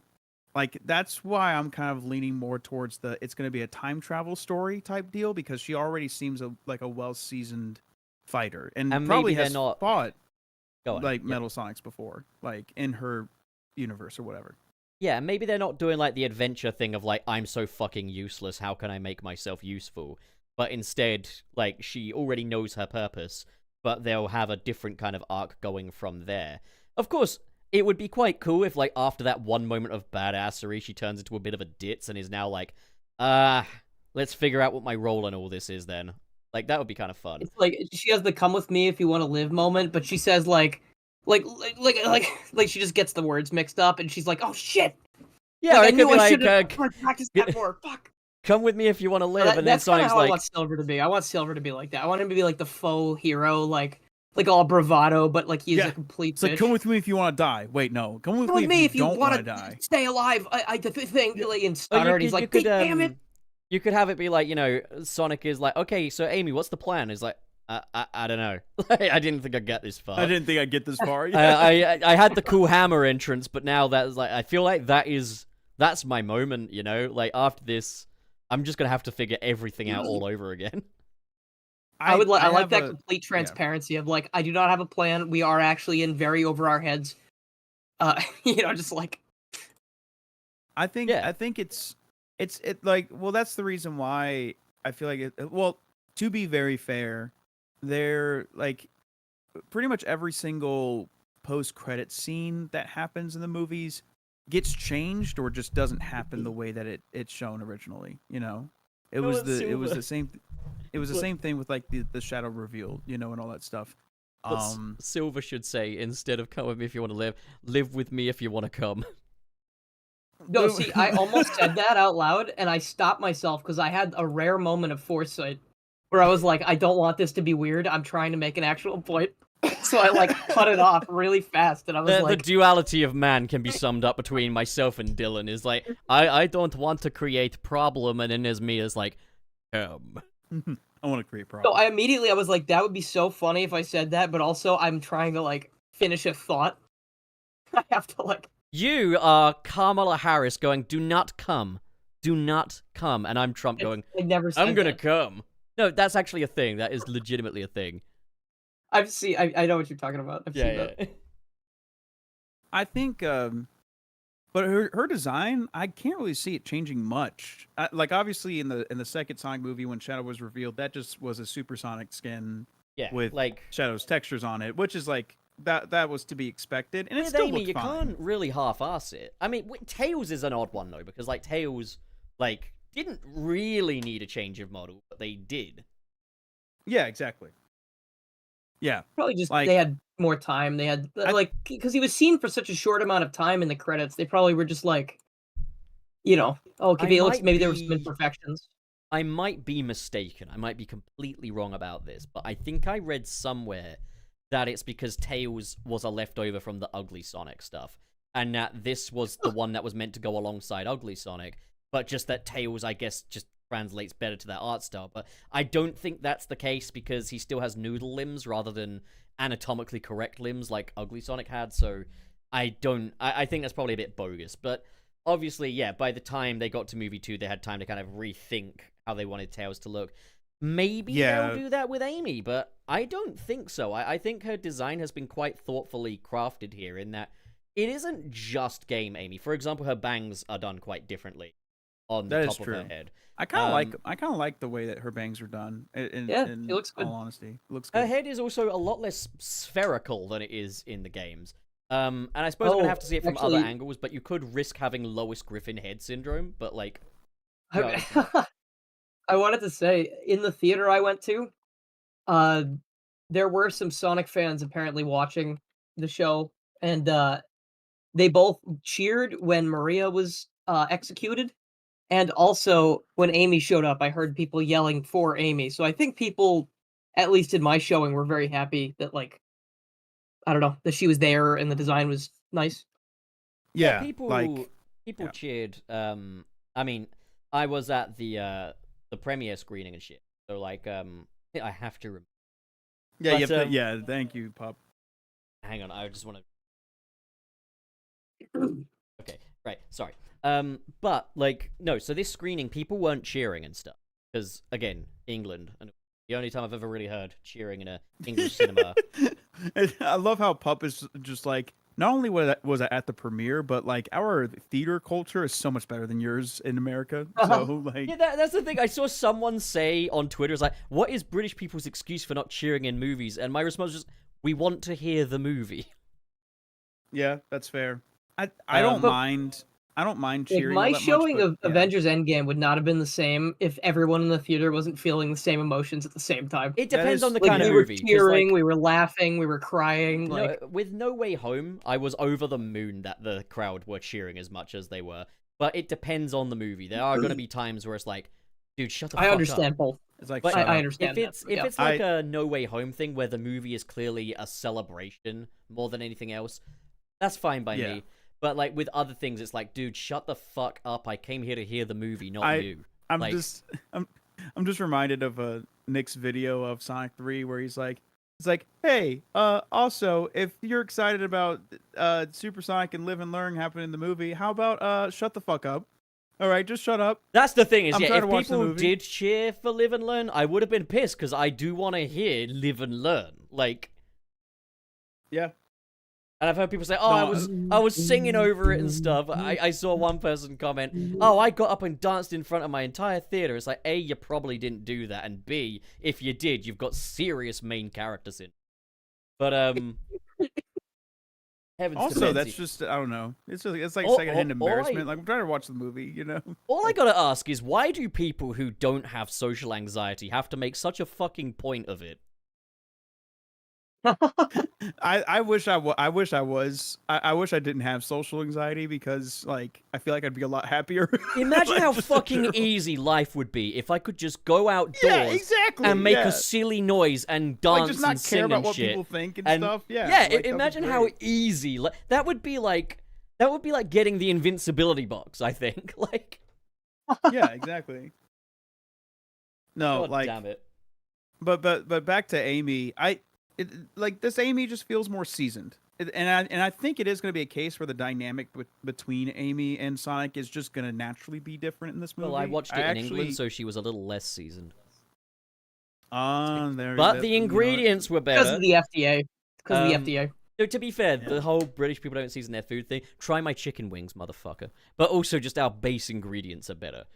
Anyways, Amy. But, yeah. Amy. In terms of like Yeah, design, yeah, another thing yeah. I want to note. Well, one thing I expect will change is that she's probably gonna ditch the fucking brown robes look eventually. Like, there's probably just gonna be something yeah. she has for that dramatic reveal, and maybe she has it in the bad future. Ooh, what if she's from the bad future and she's friends with Silver? Yeah, that's what I was thinking. I Like, think they she could- came back in time to like as like a representative from the future, kind of like Dragon Ball, like with Trunks. Yeah. The question I- is, how far in the future is Amy from? Because I don't want 3 it to be days. that Amy's... 3 days is better. I don't want it to be, though, that she's from, like, Silver's future, where, like, Sonic is long dead and shit. I want her to still, feel at home in the present day. But, my guess is that they're going to ditch the brown robes, and Yeah. she's just going to streak. No, she's going to have the red dress probably and the go-go boots. But like, yeah, so I'd imagine that will be the biggest change, is that she'll get the red dress. Maybe the green if they're Yeah. feeling classic, but I think it's kind of agreed upon think that it's the gonna be red red. ones. Yeah, I like the red one. Well, because her hairstyle is the modern hairstyle. Even though there is changes, it's not like the slick back Sonic hairstyle that she had in CD and stuff like that. Hot take. It's yeah. I think it's funny. I know we're talking about Amy, but to talk about Metal Sonic just for a second, I think it's funny how Metal Sonic's design is a point of contention for some people. Apparently, I saw someone on Twitter being like, "It's too game accurate," and I'm like, What? What? Well, What are we okay, doing hold on, here? What are we before doing? What? before we completely shit on that, I will say there's a point to be made to say that it maybe doesn't look diegetic with the rest of the film. That's But- fair, But yeah. I'm gonna say straight up, I think it does. I think it being a robot also helps matters because like a robot Yeah. can be anything you choose it to be. You know, this isn't an organic character that we have to believe exists in this world. All we have to do is believe that this mechanical thing could exist, and I do believe in that personally. I guess one school of thought might be that it's in a very different sort of design sensibility to the rest of Robotnik's robots, but who's to say that Robotnik made Metal Sonic this time? I think Metal Sonic looks like if you took Metal Sonic and combined him with a car. Like, there's a very car-like quality to his... I think it might just be how sleek the design is. I've noticed they have added a couple of extra, like, sort of paneling lines on him, which I actually don't mind. You know, people are going to call me a hypocrite because I said I hate the red spaghetti all over Robotnik's final outfit. But, like, I think on a robot, having a couple of, like, seam lines here and there is fine. In fact... on outfits, I'm fine with extra seam lines here and there. I just don't like when it's, like, just covered in lines that is like, what's the purpose of this? Or even if it has a purpose, but it just looks bad. Like, you can't tell me that Robotnik's red jacket with the golden buckles wouldn't have looked better if it didn't have those red spaghetti wires all over. You can't. It's so messy looking. It's so busy. I agree. I agree with that. I think it's a thing where I'm just sitting back, and also I love how Sonic is like, yeah, you got the eyes wrong, and I'm sitting here like, actually, Metal got the eyes right. Actually, you're the one that has the got eyes wrong, Mister. Yeah. So Maybe that's a meta joke. I think that is meta. I think that is a very meta, like, fourth wall break joke. It's the kind of thing you could I pass laughed. it I off. got it. You could pass it off as like, oh, it's just green eyes, or you could pass it off as just a little quip. But at the same time, it can double up as a reference, which is really funny. I think as a fan, I viewed it that way because, the eyes are a big point of contention always with Sonic characters. So, like, it makes sense. But I think it's a thing where it's like, I get what people are saying in terms of, like, the diegetic thing, like what you said. But I also agree with you where it's like, if it's a robot, I think you can go kind of hammy with it anyways. You can kind of be more accurate without it, taken away from the world itself. Yeah, I agree. We have a bit of a correction here. Yeah. The line is you got a few details wrong, so it might not even be eyes joke. Oh yeah, you got a few details wrong. Yeah, I look towards the eyes, but like I don't know. I feel it was a bit more of a stretch if that's the line, but like another thing I've noticed is regular degular. I don't like Metal Sonic's Mega Buster. It should be his chest cannon that shoots. I think what they're gonna do is have the hand change shape into like any number of weapons, kind of like the later Iron Man. I like suits. the Mega Buster thing. Or the Terminator, the Liquid Terminator guy. Yeah, like I think they'll do that, which I think already makes it more interesting because you heard my hot take from last week. Metal Sonic peaked at the OVA movie and has never been anywhere near as cool since. In fact, he's kind of fucking lame nowadays. But if you make it so that he can make like all manner of appendages on his arms and shit, we could be laughing. Like, we could be in for something. Just make him this unstoppable force. And I'm guessing, given the fact that Amy's already trashed up the Metal Sonics, they'll start evolving. Like, they'll start off a little easy to destroy, but they'll gradually become more powerful. And maybe they'll do the Terminator thing. Maybe Amy's from the bad future, which Sonic has to work with her to save. And maybe Silver's in the fray as well as someone who's in an even worse future, way further from it. I mean, Amy could just be from the future and decide to settle in the past because, like, these movies are different. Like, Sonic is from space in these movies, not in the games. Like, who's to say that Amy isn't just from another time? Yeah, she could be. Yeah. Maybe her whole fucking family's dead and she's got nothing left and Sonic is the closest thing she gets to family again, you know? I feel like it would be a case, though, where they would be telling Silver's story through an Amy lens, if that makes sense. Because Silver's story is about him losing his family and going back in time to prevent that. I think this Amy is probably coming from a future that is turning bad based on other circumstances, like maybe like a couple years down, and then is able to time travel back and basically like prevent that from happening on a smaller scale thing. But there might be a bigger thing. I'm not What sure. if Yeah. one of the first things Amy says is, "I knew it. I knew it wasn't you.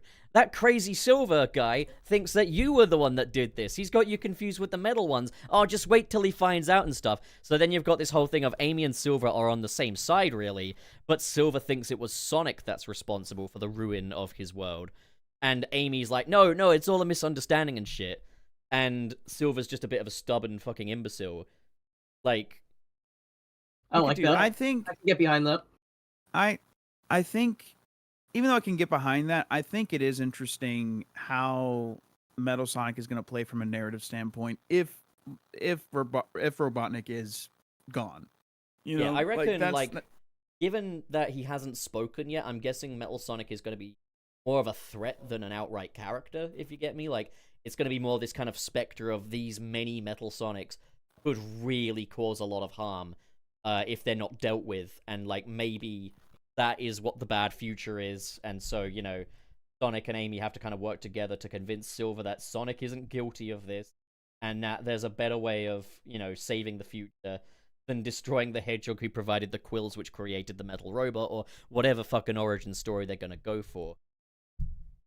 I will say, though, I have been thinking about Shadow being an alien, you know, like an actual just true. alien. I have been thinking about that, and a lot of theories have been popping up, both on Twitter and just like me just thinking about it and everything. I'm like, if the Black Arms, because here's the thing, Amy Rose was technically in the first movie selling something on Zillow, you know what I'm saying? So the Black Arms could absolutely be retconned into something else, you know? But Well, so the Black Arms haven't been done. Like, they didn't. well, they they like, what I'm saying is that they were called the Black Arms in the Knuckles show or whatever. No, they but weren't. then They didn't go through with it. Yeah, fair enough.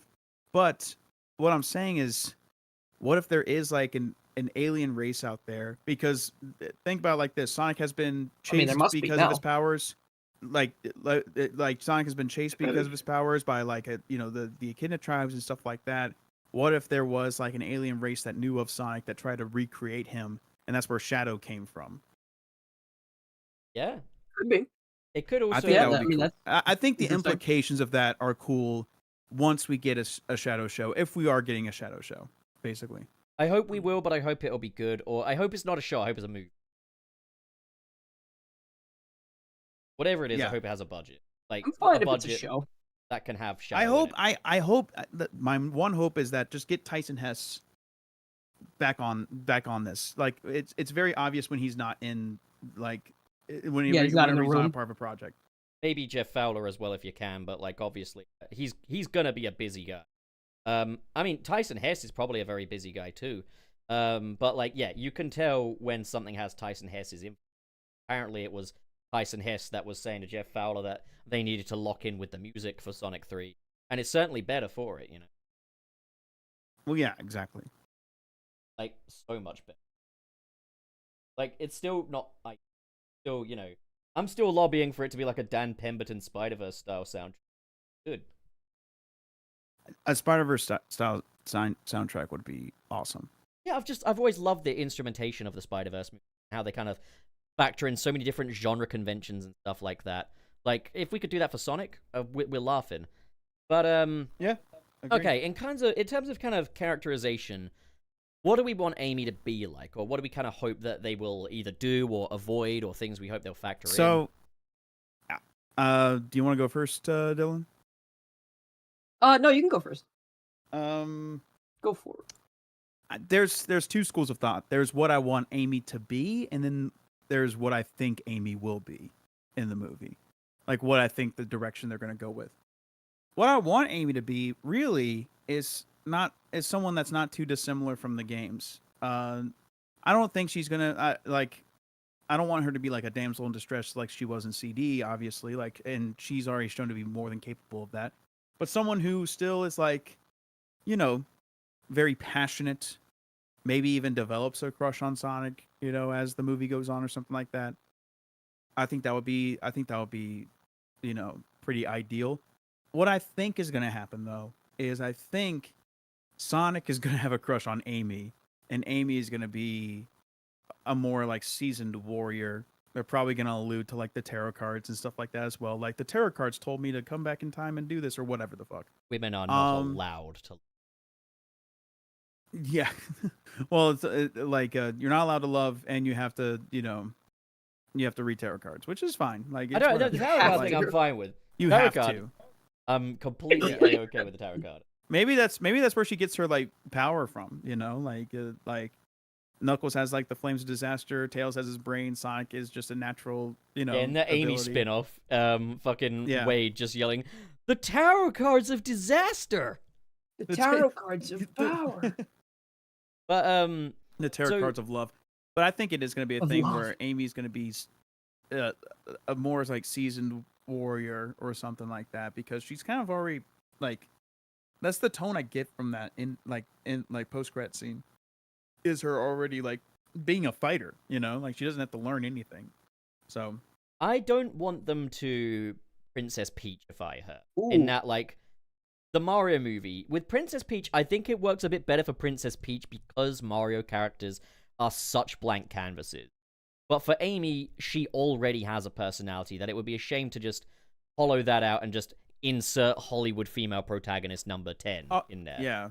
Like, Also, I feel like that is what they're gonna do. I fear that's what they might, but I'm hoping But I they did have won't. a thought just now. I wouldn't mind if she was like a seasoned adventurer and all that stuff. I think that would be cool. Great way to take it.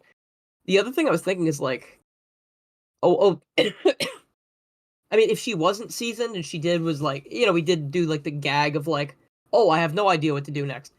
If she did learn some stuff from Sonic, I feel like that could be cool too. Like if now that he's more of a seasoned hero as well, like he could kind of be like, this is what we do when we have no idea what to do, and Yeah. that kind of thing.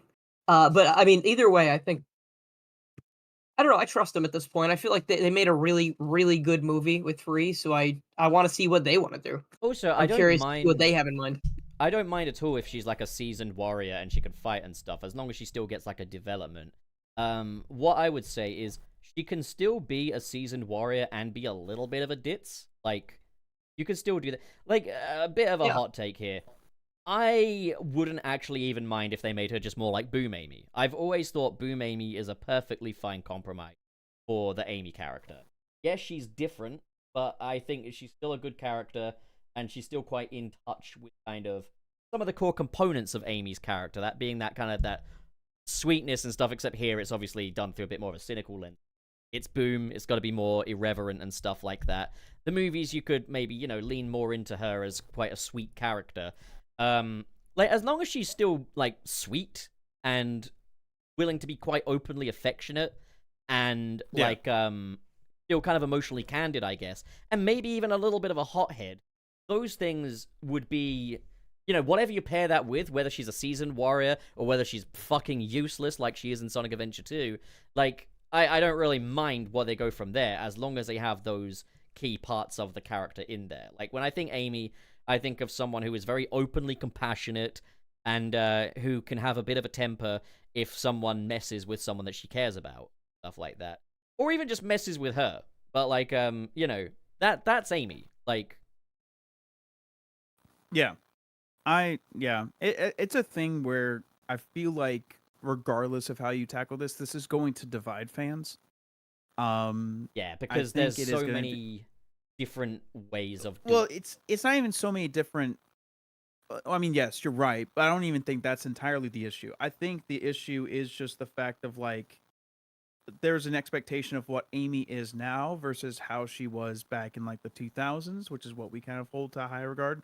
Another thing And I just yeah. quickly want to touch on, though, is, like, in terms of, like, Boom characterization. Like, it was an ongoing theme through Boom in that, like, Sonic tries to be cool, but he's really a dork. Amy tries to be this prim and proper lady kind of figure, but she's not. Like, like Knuckles tries to be the big buff brawn, but he's not. The whole thing was that those were the characters that they aspire to be. They want to be like the game counterparts effectively, but they're not. That's kind of the whole point of Sonic Boom, and that's why I like that. And I don't know if you could really pluck a Boom version of a character just out and just plop them into one of these movies. I think you have to really think it through. But if they do want to do more the... Like, I think Amy has a very... What's the word I'm looking for? I think femininity is still very important to the character of Amy, whatever form femininity really takes, because I think that's the thing now, is like, we're very open to femininity taking different forms, and I think that's great and stuff. But I think Amy has to be someone who is conscientiously aware of her femininity, if you get me. Like, she's like that in Sonic X. Like, if I don't Sonic... get what you mean. If Sonic kind of abandons her or something, she'll be like, that's no way to treat a lady and stuff like that. And, like, you know, she gets the little outfit and she's like, look at me, I'm the belle of the ball, I'm a princess and stuff. Like, Amy has a very strong sense of femininity that I hope they're not just going to squash down because we're supposed to be ashamed of that, you know? Because I don't think we should be ashamed of that. Yeah.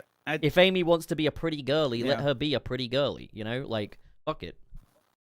I mean, yeah, I agree. I'm also thinking about it from the lens of like the movie verse of things where they have had to change characteristics of certain characters to fit the story that they're trying to tell. And that's basically all it boils down to, is like whether or not the execution of that story is going to make up for like maybe like the lack of accuracy from this character, you know. I really just keep going back to how she was introduced. Like, she was introduced as this, like, you know, and it's awesome, like, girl boss it up, but this badass warrior that takes out, like, an army of fucking Sonic copies, basically, like effortlessly. Like, there was no struggle there at all. And I'm thinking, like, okay, that's the tone that they're setting with Amy. I think they're going to go further in that direction, you know, with this movie. And again, it depends. Like, some These things are the could be things that changed. could make her a more but- interesting character in the idea that you've got this seasoned warrior that's also incredibly in touch with her femininity and, you know, is also quite emotionally sensitive. Like, that could be a fun character, just that concept of these two things combined. Just as long as they don't just say, seasoned warrior, that's all there is. Because seasoned warrior, that's Well, all yeah, there no, is, I don't is think that's going just, to be the case either. we picked up a personality from the shelf and just stuck it on Amy Rose. Like, she still needs to be yeah. Amy. Like, and I think as long But as this- they don't lose yeah. track of that. But this is not going to be, what I'm saying is that, yes, that is very much a big possibility. And actually, I think that's the best of both worlds if they go in that direction, where she's still in touch with her, like, effeminate side and everything. But it just right out the gate, like, this is not game Amy, you know? Like, this is not the Amy that's, like, in the games. No, it's not like we haven't seen Amy beat up her fair share of robots. No, Like, but what I'm obviously saying in, is like, that... Adventure 1, she's quite defenseless because all she can really do is run away from the hero. But, like, you know, come heroes and stuff, fighting off enemies, like, but she's still got that personality. I don't... So, what I guess I'm getting at here, obviously she's going to be competent in battle. Like, that's obvious. We can already see that from that post-credits.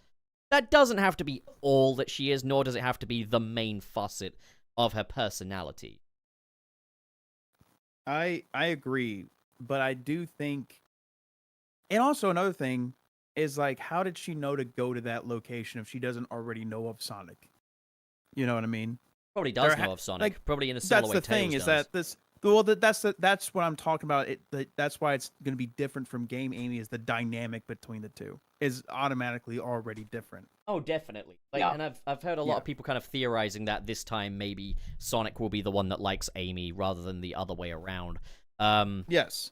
And, like, you know, again, movie Sonic is very different to game Sonic. Movie Sonic is, like, there's those bits, you know, where they're talking about, like, infiltrating the gun facility, and every time Sonic dies, he lets out a little squeal and stuff. Like, game Sonic wouldn't be seen dead doing that. But, like, you know, movie Sonic is a bit more emotionally expressive, whereas game Sonic likes to kind of keep that stuff on the down low, you know, kind of too cool for that, you know? Like, I think, you know, the biggest misunderstanding in the world is when, you know, the bios and stuff say, oh, he hates tears, he hates crying and stuff like that, and people just interpret it as he doesn't have any fucking feelings. He's just this force of nature. Just No, like, psychopath. he keeps it on the down low. I think even one of the writers said, yeah, no, it's a misinterpretation. He doesn't let anyone see him cry or anything like that. If he's going to do that, he's going to do it in private, like he does in Sonic X, which is kind of like the Bible of how to write that character, in my opinion. So Yeah.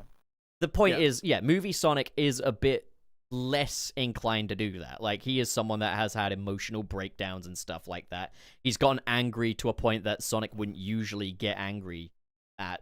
Like, you know, compare, like, the plight of movie Sonic over Tom Wachowski to the plight of game Sonic in Sonic Forces, when the whole world's been taken over, and there's effectively an animal critter holocaust going on. Yeah. This is great.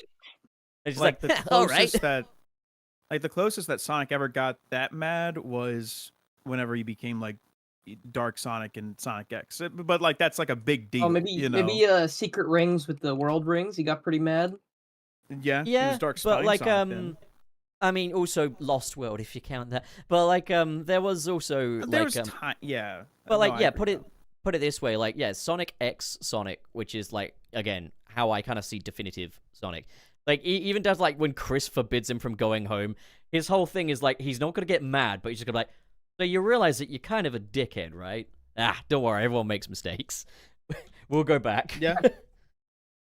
But yeah, so like, yeah, I think movie Sonic is going to be like, if he does have it might even just be that he doesn't. He just thinks she's mid or something. I don't know.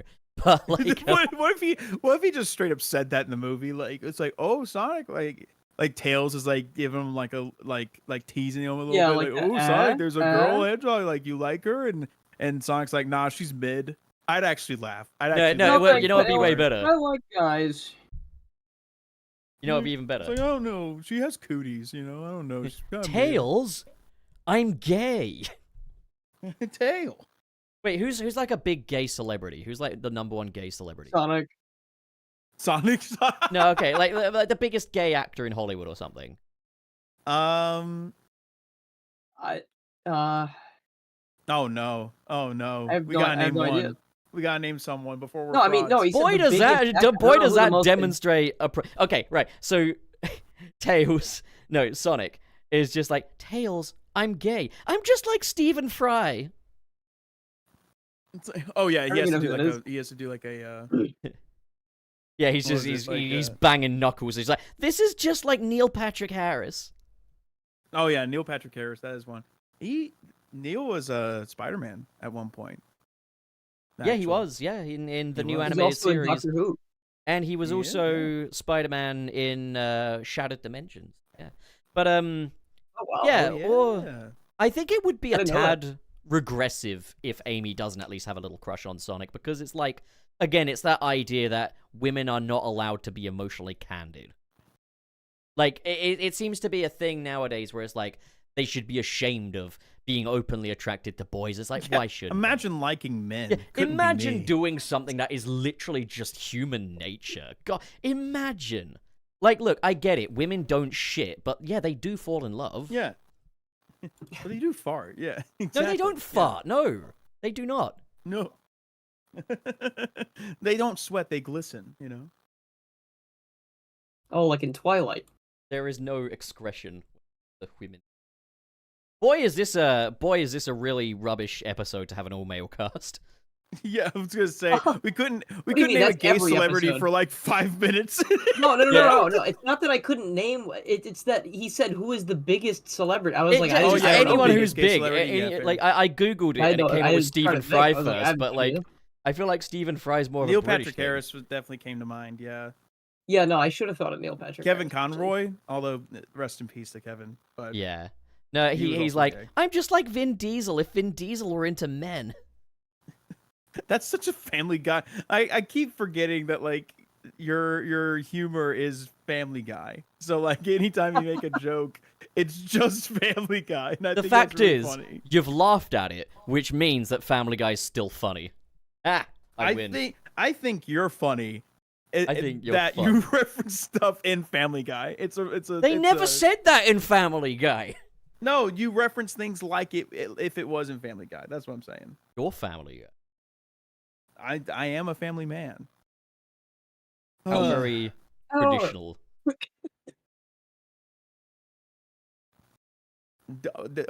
Okay, hold on. Did Chip Fan just say that Trey is the biggest gay actor in history? Yeah, you're good at acting kind of gay, but... Yeah. Here's the thing. First of all, I'm a musician. So get that straight, first of all. Second of all, I'm spicy straight. All right, there's a difference. Well, Well, Dylan, what do you want from movie, Amy? Apart from a Sorry, hug, what? because you're so fucking You say that lonely. again? What do you want from you movie, say that again? Amy? What do you want from movie, Amy? Aside from a hug, given that you're so lonely all the time. Okay. I mean, I don't think I want too much different than what you guys have been talking about, really. Like I like I said earlier, though, like I kind of trust them at this point. If they want to just do whatever, I'd like to just see what they do. Like I trust them with it. They did really well with Shadow. I feel like they'll do good with Amy, It was projection on even my if it's, part. even if this is different. I would hug all of the Sonic characters. Well, yeah, they're like little buddies. They're like little pals, you know. They are like animals, you know. Like, and I like to hug animals. You know? True, true. The only one I wouldn't hug is Rouge because I'm worried that I would get a. okay, dude. I don't know what to tell you anymore. What did God. you usually tell me? I don't know. I actually no. I know exactly what to tell you. Stop. No, Stop being why? worried for the Why? bad. Why do I have to do this? What is the harm? Nothing. I'm just being a goofball about it. But Just giving you a hard time. yeah, I'm kind of in the same boat. I'm not too worried about Amy as compared to Shadow. Like whenever Shadow was revealed, I was very worried about how they were going to pull off his baggage, like his backstory. Yeah, I did not know they were going to do such a good. I had faith in them after the first trailer, but I didn't realize they were going to do such a good. Yeah, that's my thing. Is that now that we've kind of been proven that, you know, especially the writers, because from what I understand, it's been the same writer since the first movie, right? It has, yeah. And but they've also come a long way. Like, I don't think the writing in the Yes, they first have. film was bad. It always had pretty strong character work, which is what made it shine. But, like, movie 3 is, like, wow, in terms of the writing. Yeah, especially the characterization of Team Sonic, which we've talked about before, but like Knuckles it was as well. top-notch. Like, yeah, Knuckles was fantastic. If the Knuckles series disrespected Knuckles, Knuckles was truly respected in Sonic 3. Even down to the fact that he's the one that rescues Sonic and Tails. Yeah, exactly. Like it's a thing where we've been proven that these guys have not only learned a good bit and grown a good bit with their like writing and all that good jazz. They seem to just know these characters now very well, just in general.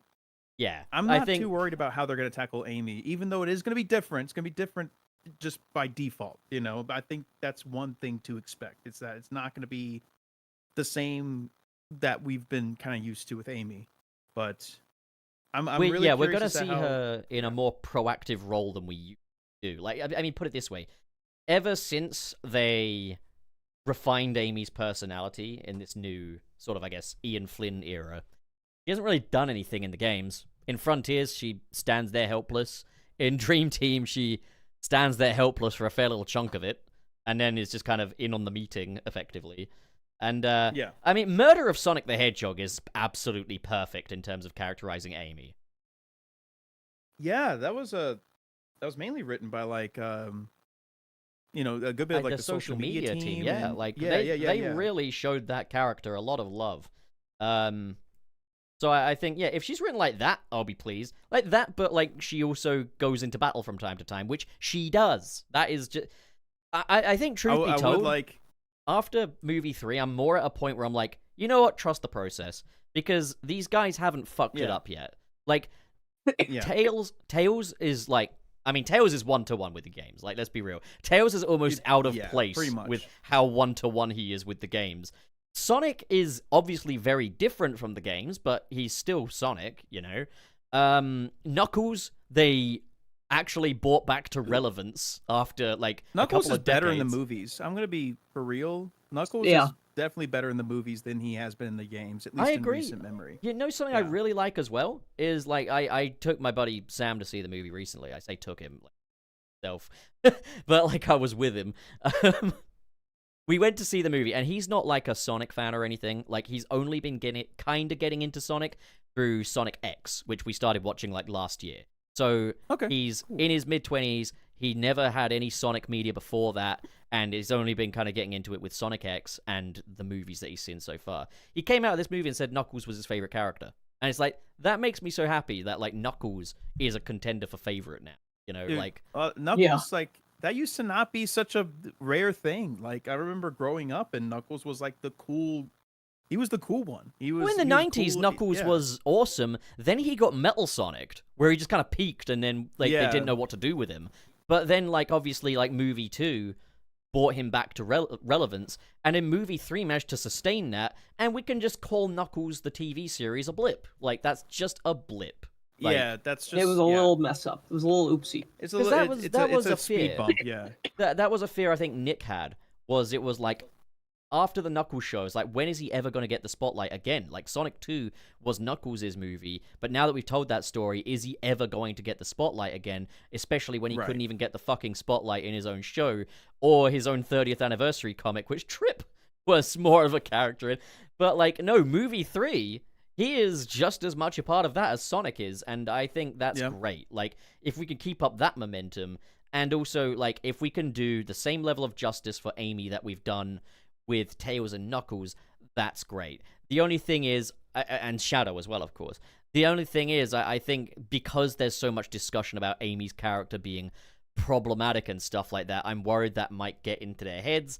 But at the same time, these guys are clearly very talented, like, to have pulled off what they did with Sonic 3. Like, they've been able to take any sort of, like, criticism or even, like, fan feedback and have been able to take it in stride, you know? And look, like... Shadow was different in Sonic 3. Like, obviously, Chaos Control works very differently. Like, his backstory's different and stuff.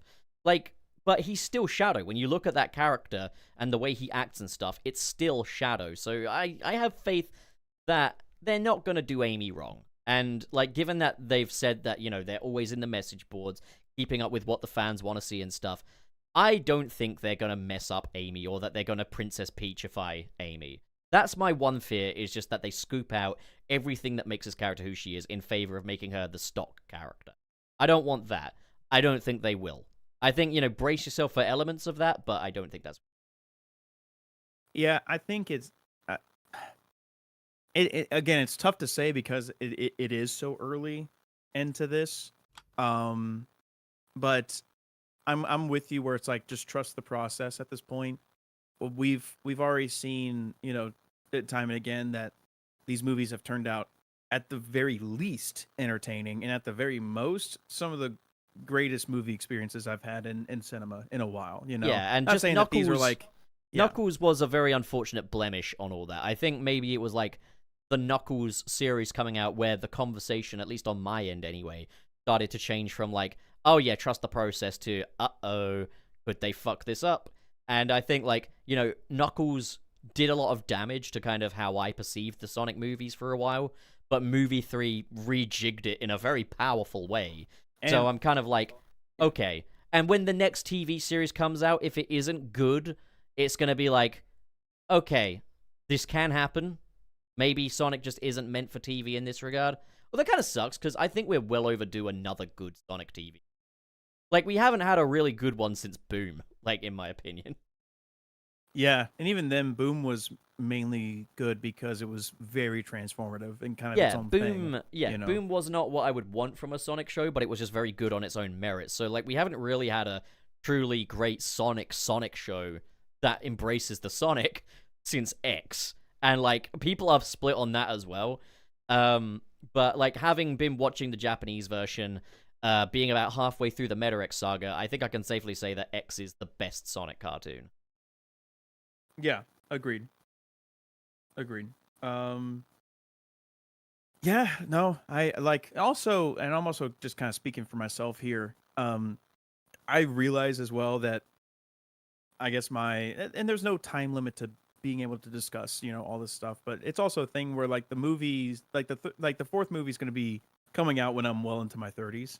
So in my opinion, I don't know if I'm going to have much of like a very strong say on how Amy and them should be characterized and all that stuff. I'm kind of letting that discussion reside on kind of like fans of Amy as a character as a whole. I'm a fan of Amy, but like I admittedly don't, care for her that much as like just a character, just like in general, not because of any other reason, but like I it's mean, just, yeah, like I mean, to be fair, Nick is like 58 years old. He still has big opinions about these characters. I mean, yeah, Like- he's like 75. Yeah, fair Yeah, enough. and fair he's, enough, fair he comes across fine. What I'll say is, I must admit that I have become a very big fan of Amy in the past couple of years. Like, since kind of really lobbying for her to be a part of these movies and stuff, it kind of started out as like, I just want to see Team Sonic be complete. Like, I think, the red, yeah, orange... plus like woman representation, all that stuff. Yeah, there's like, that, but I was like, the red, it's just a net orange... positive, yeah. The red, orange, and blue looks good, but it looks better with a shade of pink, was basically my original logic. But in kind of making videos about that, I got to research this character a bit more. In editing videos for Game Apologists, I've obviously revisited a lot of older stories that were not fresh in my head. And I've just been like, I kind of view Amy as like the antithesis to Shadow. Now, one of these guys, I relate to him in that he's like so, he's so manly. Shadow is such a manly character. He's so, Of course. yeah, he's so sad. Yeah, so much like yourself, yes. No, but like manly characters that he rides a motorcycle, he carries a gun, he's just super cool. Whereas like, yeah, just like you, yeah. Yeah, like, I don't know. whereas like Amy, I just respect the shit out of this character because she's just so very her, like Shadow is him and Amy is her. Yeah, Yeah. it's her. I get it. Now, to be fair, I think if I had to pick a girl character that was her, it would be Blaze. I would love She to is see her. Blaze. Yeah, No, she is her. so Blaze. Blaze, I like as much. I think Blaze Blaze is is great. definitely her. Blaze, yeah. Blaze is like girl Shadow, effectively. But like, Blaze is fucking awesome. But like, I still think, when I think of like female icons in the Sonic universe, Amy's her. She's her. She's it. She's the it girl. Yeah, fair Whereas, enough. Especially in recent years, where she's been able to like be playable and all that stuff as well. And there's a lot of Amy representation, which is awesome. And it's it's all very different parts of that spectrum. You've got like Blaze, who is a really cool character with a really cool backstory, and I love how she's a bit skeptical about Sonic at first, and like, why is everyone talking about this guy? I'm sick of him before I've even met him. I love that shit. And then obviously like Rouge the Bat, I would fuck her brains out. And then just Amy is just, she's her. She's it. She's the it girl of the Sonic universe. What was that Imagine second if someone never watched the podcast before and they arrived right in the middle of that and they were like, yeah, I'm kind of agreeing with this guy's point. And then like you hit that part and they're like, and they're still like, I agree with this guy's points. They agree deep down. Ah. They don't want to admit it. They agree deep down, but they don't want to admit it. Shall we move on to Burger Chats in a bit? sure. Absolutely. Yeah. I'm excited. I'm excited for movie 4. I hope that they kind of lean more towards into like Sonic's world and aesthetic, especially when it comes to like Sonic CD type stuff with the 4th movie. Oh yeah. Like, I want to see more planets. I think it's a no-brainer in my opinion. Like you gotta have like, I would love to see if I can like start a speedway or something like that. Like that would be sick to see in the thing big is, I feel like screen. they've used up the usefulness of the Earth at this point. Like I feel like we've done what we can do with it. Yeah. Well, whether or not it's on Earth, like, because obviously, like, we've seen in Sonic 2, that Earth has some game locations on Ice Cap. Yeah, like Labyrinth and stuff Labyrinth, like that. like- I get you. Whether it's on Earth or whether it's on Sonic's homeworld, as long as we start seeing a bit more of that, I'll be happy. Like, obviously, like, Sonic 3 has an Adventure 2 was always a very earthbound game with very earthbound locales and stuff like that. Sure, makes sense. But I mean, to be fair, Sonic 3 technically does actually have some game level in like the form of like the Ark, Prison Island, technically. Etc. Well, it works for movie 3 for it to be set on Earth because a lot of Sonic Adventure 2's story is. That's what I'm saying. Yeah, it's very grounded with Earth. Like San Francisco is a fucking stage. It's like like. But I feel like if they're going with Sonic CD type aesthetics or at least like some iconography from that game, then like you kind of have to go all the way, in my opinion. Like, I mean, Sonic 2 is Sonic 3 and Knuckles. but without Angel. It works. Yeah. Like, obviously, I'd still like to see Angel Island get explored later, but it worked. No, I agree. Because that was kind of the cool thing about, like, the Meta-X saga as well in, like, Sonic X, is that the first, like, couple of seasons, or first season, count it as the was very Earthbound, but then season 3, the Meta-X saga, they're going to different planets and stuff. I'm guessing the Sonic movies similar thing. Also, we hit the super chat goal. We're now obligated to make a silly noise. Oh my gosh. Okay, well, how are we gonna do this? How are we gonna do Dylan this? already did it just then. Okay. Well, Dylan, can you repeat that actually? Oh, wow. There you go. All right. Pup, go ahead.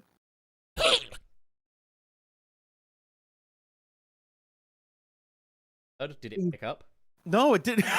No, I didn't hear it at all. All right.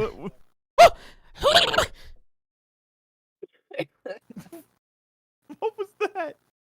Was it good? Like, Yeah, it was pretty good. yeah, it was pretty good. Right? Let me see. Trey. Oh, yeah, Right. yeah. Make the noise. Try. Oh, I have to also make a noise. Yeah, all three of us will Yeah, make why a not? silly Oh, noise. okay. Okay. Do we have to also wait for Frank No. to make a noise? No, all three of us, because we're the ones Okay. here right now. All right. It's kind of I like silly. that. They kind of There you hurt, go. but it was kind of silly too. Oh, I'm sorry. It's He fine. sounded like the mod from if you've played the Lethal Company mod that makes the loot bugs go "Yeet." That's exactly what that sounded like. Okay, no more high frequency sounds in my ear. Okay. Yippee. There you go. Oh my god. Yippee. All right, so let's do super chats. It's in the mailbag. You guys know where to look. Yep. Ilnor, you will be I up am right first. here. Okay, hold on. Ready? Who's going first? Me. Ilnor. Okay. I would Ready? go first. You ready? I hope Yes. you say it as it's spelled.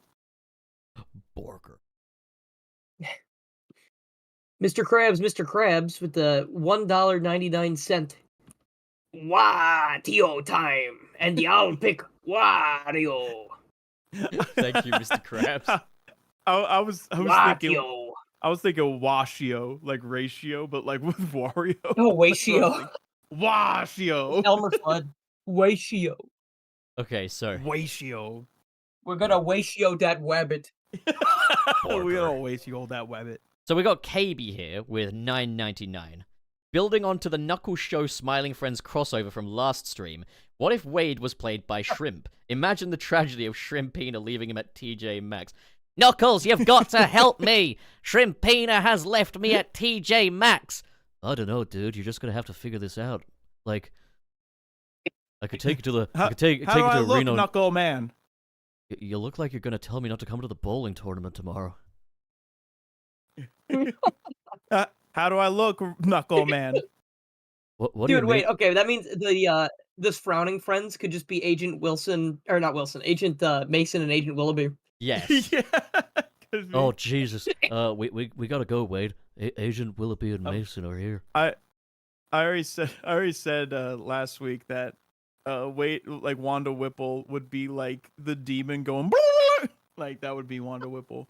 That's true. That is actually what she did in the movie. Actually, remember show. in the first episode of Smiling Friends where they go to Desmond's family's house and it's just a nightmare? That is literally the That was Shabbat Pim. dinner. It was Pim's house. Oh wow, you're Oh right. yeah, it was Pim's house. Yeah, not Desmond. Okay. Remember, Doesn't he make sits me at the table feel and any he goes, "This is better." supposed to make me not want to kill myself." They're all like Desmond- fighting. and Desmond has like the most iconic character design I've ever seen. The way he holds the gun against his head at all times. Yes, it's just staying on his head. Let's alright. make a Smiling Friends podcast. Yeah. What a I ball. do love that show. It's Ray. beautiful. You're up. Okay, The country. Mr. Krabs with $1.99 US dollar dues. Thank you, Mr. Krabs. Gromit, stop cranking 90s in Fortnite, Gromit. That was terrible. I'm sorry. That sounded I nothing can't do like an what. accent. Gromit, stop cranking 90 in Fortnite, Gromit? Gromit. Gromit. No, I kind of like it where it's just like a whiny, like Gromit, stop it, stop, Gromit, stop. stop. It's like a was it what's his name? I think it's like Polly or someone like that, like Polly Shore. I think it's um, like what am I gonna be out to be on my own? I got the whole world to see. Yeah, Father, when do I get to go on my Father. own? I've got the whole world to see. yeah, Gromit, stop freaking 90s and Fortnite, Gromit. Gromit, the cheese. Gromit. I get to go I think on it's my Pauly Shore, that's his name, right? own. I've Yeah. got the whole world to see. Gromit, stop. Stop All right, it. okay, we gotta move on. Burger. Yeah, please Still move not. on. All right, let's do it. Let's see. Samuel and Okai, $10. I think you guys should stop over at the Sonic Fandom Wiki's discussions board one of these days. It would be really cool. That could actually be very funny if played correctly. Of course, wouldn't want to name anyone by name. But if we could find like the horniest post on the wiki page, that would make the Oh my funniest God. episode 69. And that way, we don't have to admit to anything, because it's all done through the guise of other people's words. Not like you haven't already admitted to everything anyway. Yeah, I know, but you won't, so that way we can get you in on this. Yeah. Borger. Oh, it's me. Tom Hibbert. Yes, it is. Are you a doctor, bud? £2. You can see, sorry, Anna Kendrick as Amy Rose, as seen in Trolls. I mainly know Anna Kendrick from, I think it was a film, a Christmas film on Disney Plus called Noelle. And it has, like, the cutest CGI baby reindeer in it. But, like, I could totally see Anna Kendrick as Amy Rose. I'm surprised we haven't talked about who should actually fucking play Amy Rose. Oh yeah, that's fair. Real quick, okay, I guess quick. Then Pup's gonna go name a female actor, and then we both go. Yeah, name a female actor, guys. I don't know, Amelia Earhart, Doja Cat. Name 50 women. Yeah, Man, there's Earhart. 50. There's 50 of them. I didn't know there was 50 women. Like I don't understand. Amelia Earhart is fucking crazy. Holy shit! All right, I'm gonna do a That's my quick. favorite answer. I'm gonna do a quick whip round. Okay, so here are two of my picks. Kristen Schaal, who plays Louise in Bob's Burgers, and Melissa Rauch, who plays Bernadette in The Big Bang Theory. Anyone all right. got anything? You want to name some women? Dylan, you want to go first? No, Okay, I'll go. I think Anna Kendrick could be nice. I think. Not I know Anna. her We've mainly- already named Anna Kendrick. I know, I know, but I feel like that's still a good choice. that's still a decent choice, but I only really have heard her voice in like Scott Pilgrim. She was in there, as well as like Pitch Perfect. She was in there. I'm pretty sure. Okay, who So it's don't? like she has a more deeper timbre than I would think of like Amy. No, she if could I do the had a- very bubbly. She could do the bubbly. Like she's Yeah. very good at the bubbly. Who shouldn't honestly- play? Go on, Trey. Well, like I was gonna say, like I think honestly Reese Witherspoon, if she does like voiceover work, I think that she would actually be okay. She was the main character in Legally Blonde, and like she kind of has that like bubbly personality, but also like very intelligent, kind of thing. Like it struck a good balance in that. So I think Reese Witherspoon could pull it off, given the right direction. And now, But yeah. for who shouldn't voice Amy Rose. Some people in chat are saying me. Some people are saying I would voice Amy Rose, and I just have to say, I don't think so. It's true, you do have a lot of estrogen in your voice. Have you ever gotten yourself I'm checked too for ba- being a woman? Estrogen. I mean, I feel like I have shockingly low testosterone levels. I feel like that's We've always already been- discussed that, but just the way I say, have you ever gotten yourself checked for I being just a didn't woman? grow.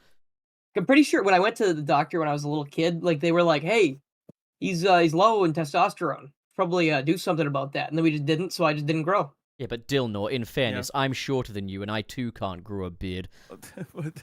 but like Yeah, that means you are also No, testosterone. how dare you! I am the most testosterone man who ever lived on this entire planet. Deal with. No, Actually, you do seem you have a lot of testosterone because you are always like, you're always yapping. Okay, listen. It's women that always yap. But to you be yap fair, more than We're anyone gonna I have to know. move I'm on from garrulous, that but you very talk more than swiftly. I do. I was That's a gonna say, fun little jokey joke. I can't have much testosterone actually because my hairline has not moved a bit since I was a kid. oh wow. Yeah, it's Well, a there you go. contributing You were factor in born baldness. bald. Is high testosterone is like often a feature in baldness and stuff. And yeah, my hairline remains very much Oh, well, intact. it's not gonna be me, bitches. Oh, it's gonna be It's you. not I'm be gonna when me. you least expect it, I'm gonna shave your head. I'm still You better thinking. freaking not. I'm still thinking of who would not be ideal to voice Amy. Okay, I got a few. The, I got a the couple. person who Alright. voiced, the slug character from Monsters Inc. I don't want that okay, actress look. to play Amy. I mean, okay. I mean, actually, like, Sonic, Sonic. welcome to the future. She could voice Chip. But okay, so I would say okay, Gal Gadot, absolutely not. Nope. Of Yeah, the Wonder I Woman? agree. Oh God. Also, Imagine all the people. Awkwafina. The only Gal Gadot thing I know is just.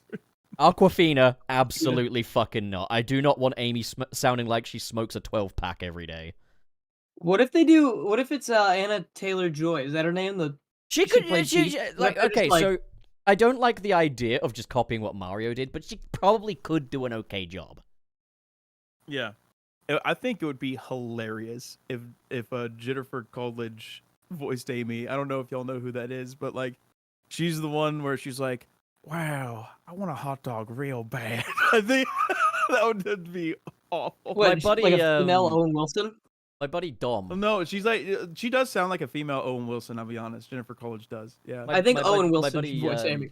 My buddy Dom joked, said Jennifer Tilly. I She don't know who that plays is. Bonnie in Family Guy. I mean, Oh, that's not. No, that would not be a good. Like she'd be like, Sonic, listen, my water has broken. Well, you Like- think? I mean, she could probably do other voices. Like, it's probably not the only voice she does. No, that's her voice. That is how she sounds. Oh, that's just her voice. Yeah. Oh, Like okay. so, if you see her as like the Bride of Chucky and stuff like that, yeah, it's the same voice. But Ooh, Patrick Warburton as as Amy, Amy. You know, Sonic, I always used to you think. gotta come with me. Hey, Hey, Sonic. Hey, Sonic, you gotta come with me to Sonic. the future. I used You to gotta think. go with me You in gotta the come with future, me to the Sonic. drunken clam. I used Come to think on. that Patrick Warburton would have made a good Knuckles. That'd be fun. That'd be fun. A I feel like Kronk he'd be kinda Knuckles like Dan Green. actually, like I would actually be down for a Kronk Knuckles because Kronk isn't an idiot. He's not an idiot at all. He's just a little goofy. Just a little goofy He's just guy. very himself. He's Yeah, not an idiot. you're doing just- there with those emeralds, Peter? Hey, He's a role model. Hey, Knuckles, you We've, gotta chill out with Garden of Master Emerald. We gotta go back in time. We gotta I- go forward in time. We- Dave should be we've Dave. spent I think enough- Dave should play Dave. We've spent enough time on this. Let's move on to the next. Holy one. I forgot we were doing super chats. That was like a whole ass tangent. Okay, so I Sorry did the about last that. one. No, that was Um, good. That was good. All right, Trey. I think your- it's That was my my turn. favorite conversation of the episode. I think. Yeah. Nexel Zeta, I think it's how you pronounce it. Nexel Zeta with $10 dues. Thank you so much. Why we never got a Sonic Battle 2, I'll never know. Could easily introduce IDW characters in with their own battle style and new updated sprite animations. You know how many fans wish for more sprites? I agree. I would love for them to like either remake or do sequels of like the advanced games in battle, but like with I hand-drawn agree. animation, like hand-drawn frames. Ooh, yeah, hand-drawn hand-drawn. battle. Ooh. Or I mean, I could if you have good models, I'd be game for models as well. To be honest. Ooh, if they stylize the models to sort of look like the battle art where they're all That's what pointy and shit. that's what I'm talking Ooh. about. That's what I'm saying. That would Okay, be okay, sick. I see the vision. You see the Also- vision. You Ooh. see the vision. Dude. We are a little crunched for time now, so we kind of move forward. But Oh, I didn't okay. know we were rushing. Okay. Next up, we've got you're up. All right, KB with the $10. Thank you very much, KB. Honestly, the idea of Amy being the team mom while also being very hot-headed would make for a very fun character. Oh, sorry, would make for. Sorry, I'm so dyslexic. Very hot-headed would make for a fun, pretty. Okay, never mind. I'm not dyslexic. This is just out of order. Would make for a pretty fun character dynamic. I think that's what you were trying to say. In your opinion, anyway. I mean, yeah. Like, I went on a whole ass quest there for a second, trying to figure out if I was reading that wrong. No, yeah, you're fine. you could do that. That could work. Like, that's the thing is, it's just like the level-headed member of the group. I'm like, what are you doing? That's not. No, stop it. Yeah. It's like the drawing of the guy with all of the kid leashes, and like they're all going a different way. It's like Amy with Sonic, Tails, and Knuckles. Like she's just like, Yeah. please just stay put, please. See, I Please. prefer It's like the that one idea. family at Disney World with like the leash with like all their kids on it, like the No, line. but I Actually, see, like, when- wait, were either of you guys a leash child? Because No. I was actually a leash child. I I was think I apparently like a roamer. I think I was probably a leash child at one point, but like it wasn't even because of. I think it was. I have no idea why actually, because they always said I was a well-behaved kid. But to be completely honest, right, I've seen a thing about like kid leashing and how much judgment it. Look, as a guy that doesn't have kids, doesn't ever want to have kids, I would be so much fucking happier if I could walk down the street without someone's little bitch kid getting in my way. Like, keep it on a leash as far as I'm... Like, kid leashing's fine. Normalize it. Fucking put a muzzle I mean, on while look, you're I at it. turned out fine. I'm a YouTuber now, and I used to be on a leash. I just want to fuck bats. It's normal. Like, you don't worry about it. Okay, so yeah. like clearly there are different endpoints with this whole leash thing, but I personally, I think there's a time for kid leashing. One of them is Disneyland. One of them is town. And you know what? If you're gonna bring your kids with you to the restaurant, crate them. That's Crate them is crazy. Look, all I'm saying is dogs should be treated better than children, which is why we need to make a concerted effort to ensure that children are treated worse than dogs. Because dogs I mean, deserve kids everything. are like less important than Yeah. dogs. Dogs are much better. Well, here's the thing: dogs are cute. Kids are not. That's fair. That's valid. Who's next? Dogs deserve literally everything, man. I love them so Yeah, much. they deserve everything, and they don't deserve to be sick or. That's the thing I fucking love about like animals is they got nothing to prove. You know, humans, like I need to get to know them first. Like I can make friends with humans pretty quick. Yeah, But, because they like, could have ulterior motives. Yeah, you never know what they're in it for. Like one minute you're all chill, and the next minute they're talking about Israel. But like like with a dog, it's like that. Dogs do that? Yeah, dog's not gonna do that. Yeah, dog's not gonna do that. Like a dog just doesn't want anyone to get hurt. At least except I for hope enemies. not. And it's like, well, at that point, if you want my enemies gone, like, go forth, dog. But okay, next up, Border. We got Cats are very good too. Cats are very. calm. I love cats too. Chilling. Like, yeah, like while My I would cat's say, sitting with me right now. She's chilling. while I'd say I'm a predominantly dog person, like I love cats too. Cats are great. Like, anyways, next was either sends $5. I say if Sega wanted to make Son Amy canon, have Amy go super alongside Sonic holding hands in the final battle. That's cute. You've definitely drawn that, haven't you? You've got a drawing of that somewhere. Shadow and Sonic held hands when they went super in Sonic 3, so I feel like that's fine. Yeah, but that was a brotherly dap up. even Oh, they were in love. Yeah, they were. Yeah, they were. Yeah. Don't tell me you've got a cock. He didn't say that. He didn't say that anywhere in the movie. I love how Dylan's just like, wait a minute, they didn't say that. What are you talking Wait about? a minute. It's because the first. Keanu doesn't. Sorry, He would never kill say me. cock. What's the first rule of being a criminal? Getting cocked. Anyway, you are up, Ray All right. Troubles Noble. KB with the $9.99 reduced. Thank you so much. I don't think Robotnik wants to become good. He just didn't want the world to be straight up destroyed. I do hope he continues to treat Stone a lot more respectfully going forward, though. I mean, I get what you mean, but I think at the very end, he did turn a new leaf. I think it was a thing where he didn't have to sacrifice himself. He could have found some selfish way to get out of it, but he he could have been didn't. like, He like could've just Shadow's left. like, we have to go. He's like, or, hold on. Or we die. I could get on the escape pod first, and then just we figure it out from here. Like it's all good. Yeah, he could have left Yeah, and no. just got Shadow to push it further or whatever. He was in a situation where he was willing to die. I mean, at the same time, he probably was aware that if he didn't do this, he'd die anyway because like the thing's gonna. Probably. I mean, he had that line where he said, "If I can't conquer the world, I might as well save it." Yeah, That was, like, it's one of his quite last clear lines. that the main thing is, like, he wants to conquer the world ultimately, and if he can't conquer it, he can't conquer it if it's gone. But the thing is also, he was in a situation where he didn't have a choice. He had to stabilize the reactor, because if he didn't, there'd be nuclear winter on Earth and stuff, so there would be no world left to conquer. He would die anyway, so it's like, he was in a situation where he's damned if he does, damned if he doesn't. Maybe he could have formulated another plan, but, like, it was kind of, you know, they were kind of crunched for time. So, like, but the fact is, I think it's like, you can maybe bring Robotnik back and have him have, like, some evil tendencies, but he's doing it from a place of love, and he's more openly... He could be more anti-hero-ish. Like, he could be like we were talking about earlier. You know, he could be, And he could also be more emotionally candid with Stone. Like, he could have, like, more of a kind of a nice thing going on with Stone. Yeah, they could kiss. Yeah, they could fuck. Yeah, I think overall, I think the dynamic between Eggman and Stone, like, should change if he decides to come back. You know, like, it and that should hand over to, like, thing. him with Sonic as well. This could be kind of how he becomes frenemies. But we'll talk about that more at a later date. Yeah. Okay. Is it little Steve-O over here? Steve Smith from American Dad. Dylan, that's the one. What? Oh. Is it your turn to read?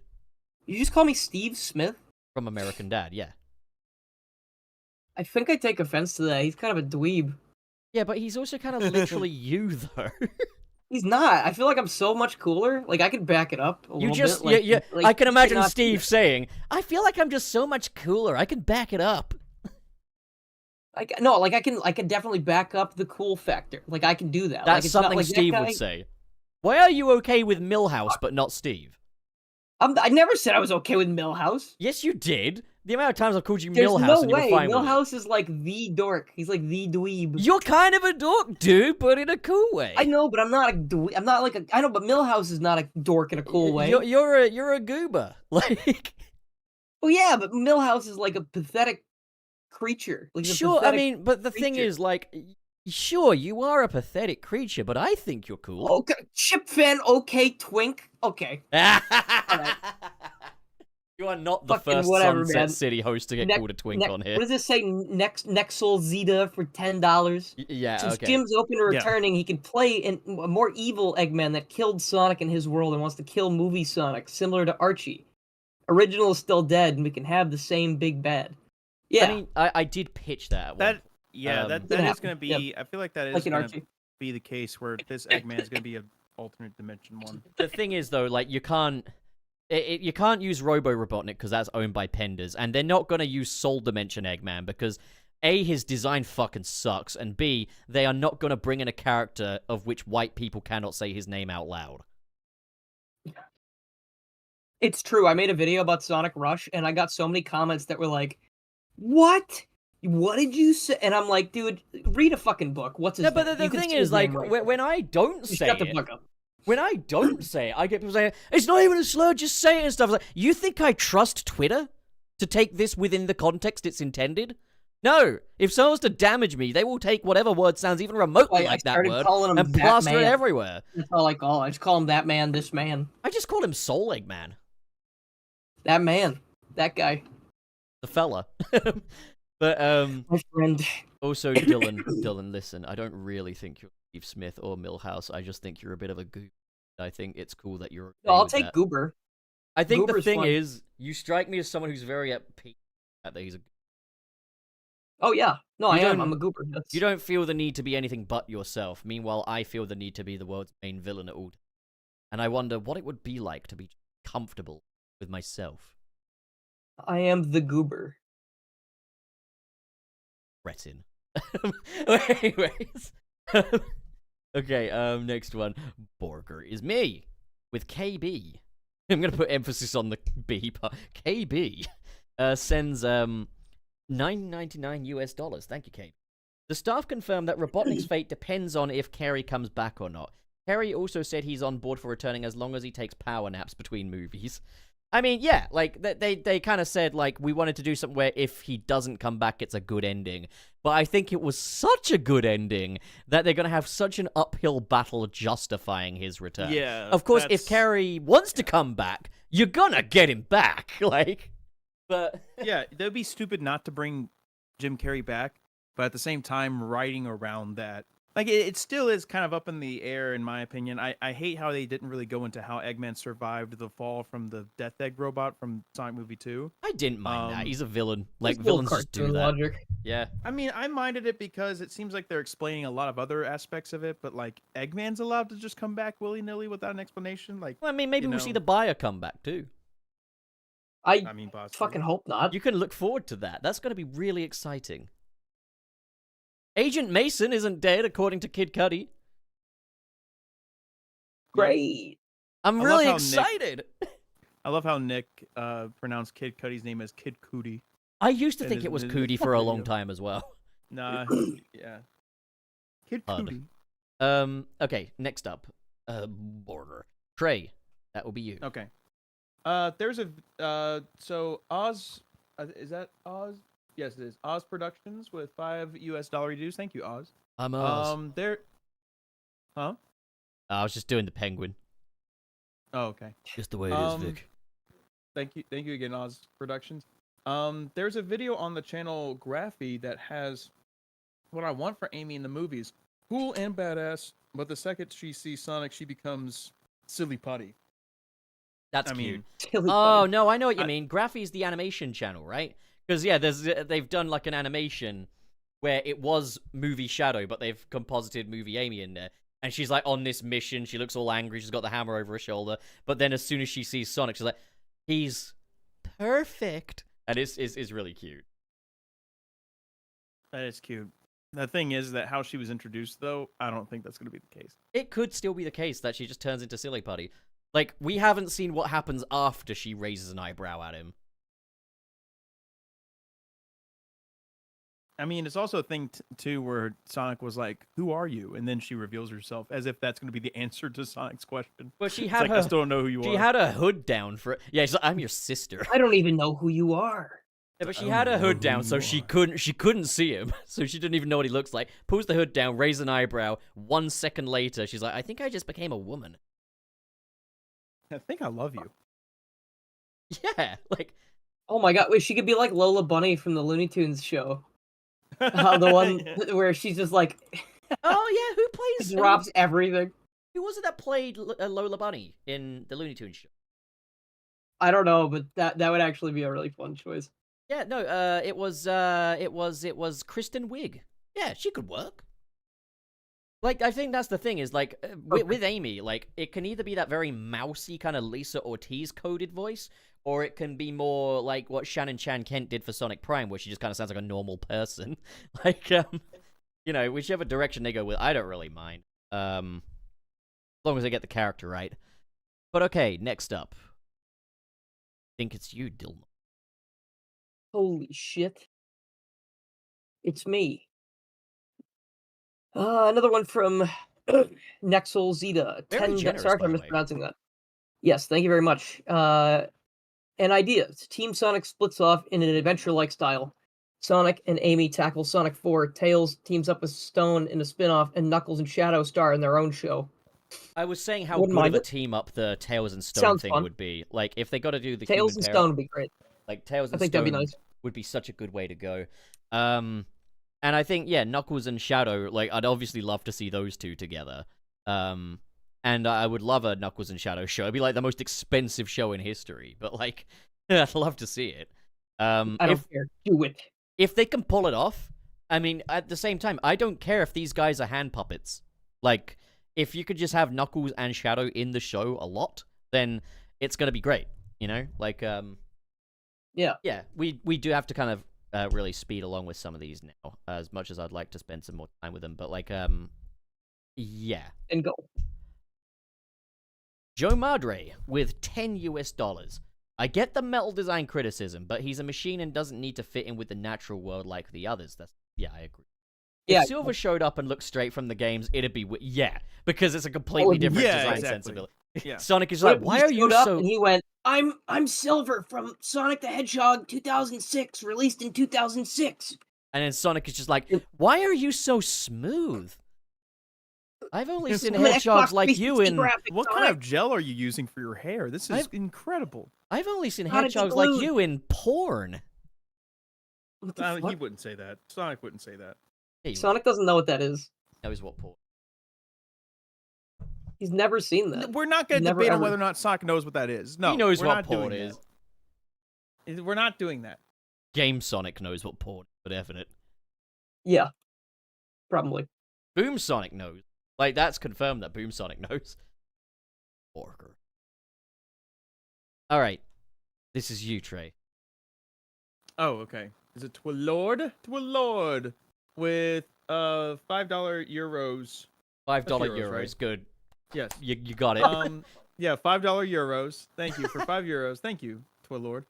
Paramount have 2 ways to make the world burn. Amy's either one of Sonic's kids alongside What? Sonia and Manic, or she is Sally wearing a hologram. Yeah, I think both All those of those ideas are horrible. pretty bad. I Get don't out like of them. here. Get that out of I don't here, like to a either of lord. those ideas. You're right. That would be the worst case scenario. I feel like. All right, we go. do it that way. Okay, Dylan, you're up with the next one, board. We have Twilord again with the €5. You know, if they can get the rights to Sonic X content, they could make Cosmo and Shadow siblings. The Black Arms do have some plant-based forces. That's actually a Yes. pretty cool idea. The impossible. I mean, I Black don't Arms. care if it's like, if the Cedrians were like an offshoot of the Black Arms, that would actually be a super cool lore building thing. I Don't know agree. how it would work. Very cool. You don't know how it would work. That's really funny. Thanks, man. I try. All right, Borger. Mr. Krabs with the $4.99. Metal Sonic in Movie 4 is for me is going to be Cell from Dragon Ball, like sending his own clones to Ooh. get to on his enemies and a possible final form. That Interesting sounds cool. idea. That does sound. I like that. I don't know how that thing's Well, yeah, pronounced he because I'm could not go. that He far could go in. Neo Metal or like Metal Madness at the end. Yeah, that's true. Yeah, or I it think could be Neo just Metal 10 actually times- would be a little bit more plausible. Yeah. Neo Metal. I think the thing is, Metal Sonic is still cooler when he's not fucking drunk. I think so too. Neo Metal would I- be better. Ideally. Yeah, I think Neo Metal would make more sense. Neo Metal, if you made him into a scenery chewing villain, could replace Dr. Robot. But more on that next.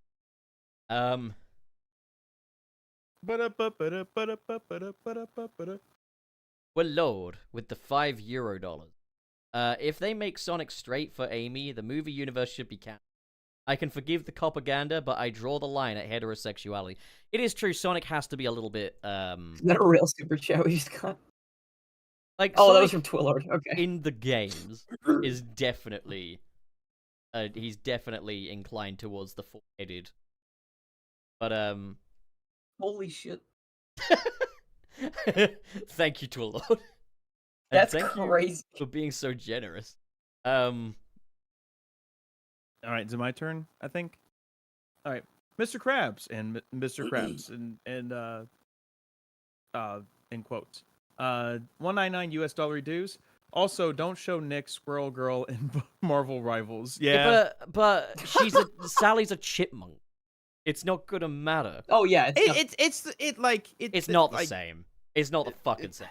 Do not try and tell me that chipmunks and squirrels are the same. Couldn't Holy be shit, more we have a lot of different. I'm not trying to say that they're the same. I'm saying that they're like similar enough to where it might do something. It might do something to Nick. I'm not sure. Still no. It might you know? do something. Psylocke. It might do Psylocke. something, I don't know. Psylocke in Marvel Rivals. I want to shove my face between her legs like the way Winnie the Hold Pooh on, shoves his face in a honey pot. Okay. I was just gonna say, Mr. Krabs, I love that you added a second super chat to correct your typo where you said Marcel Rivals. So you had to say Marvel Rival, not Marcel Rivals. Blame autocorrect. It's like you could have just like said that in chat, or It's like, can you imagine we you knew go what to you the were fucking, saying. You didn't have to spend $2 more just to Yeah, you didn't correct have to do yourself. that. Can you imagine fine. you're at the store and you're Mr. you're Krabs, like, we love Grandma, you, can I and we get Marvel appreciate you." Rivals? Can I get Yeah. Marvel Guys, Rivals? And she goes, don't of course fucking- you can. And you come home with Marcel Rivals. No, to be honest, I see it as not just a super chat to correct it, but also a form of apology. and apology accepted. Now think of everything else you have to repent for in life and send the super chats our way. Okay. Next up, Orger. Twilord with the €5. Shadow offers you a hug, but you don't realize that in time. He projects his self-loathing and assumes you hate him. What now? Really, I'll just explain things to him.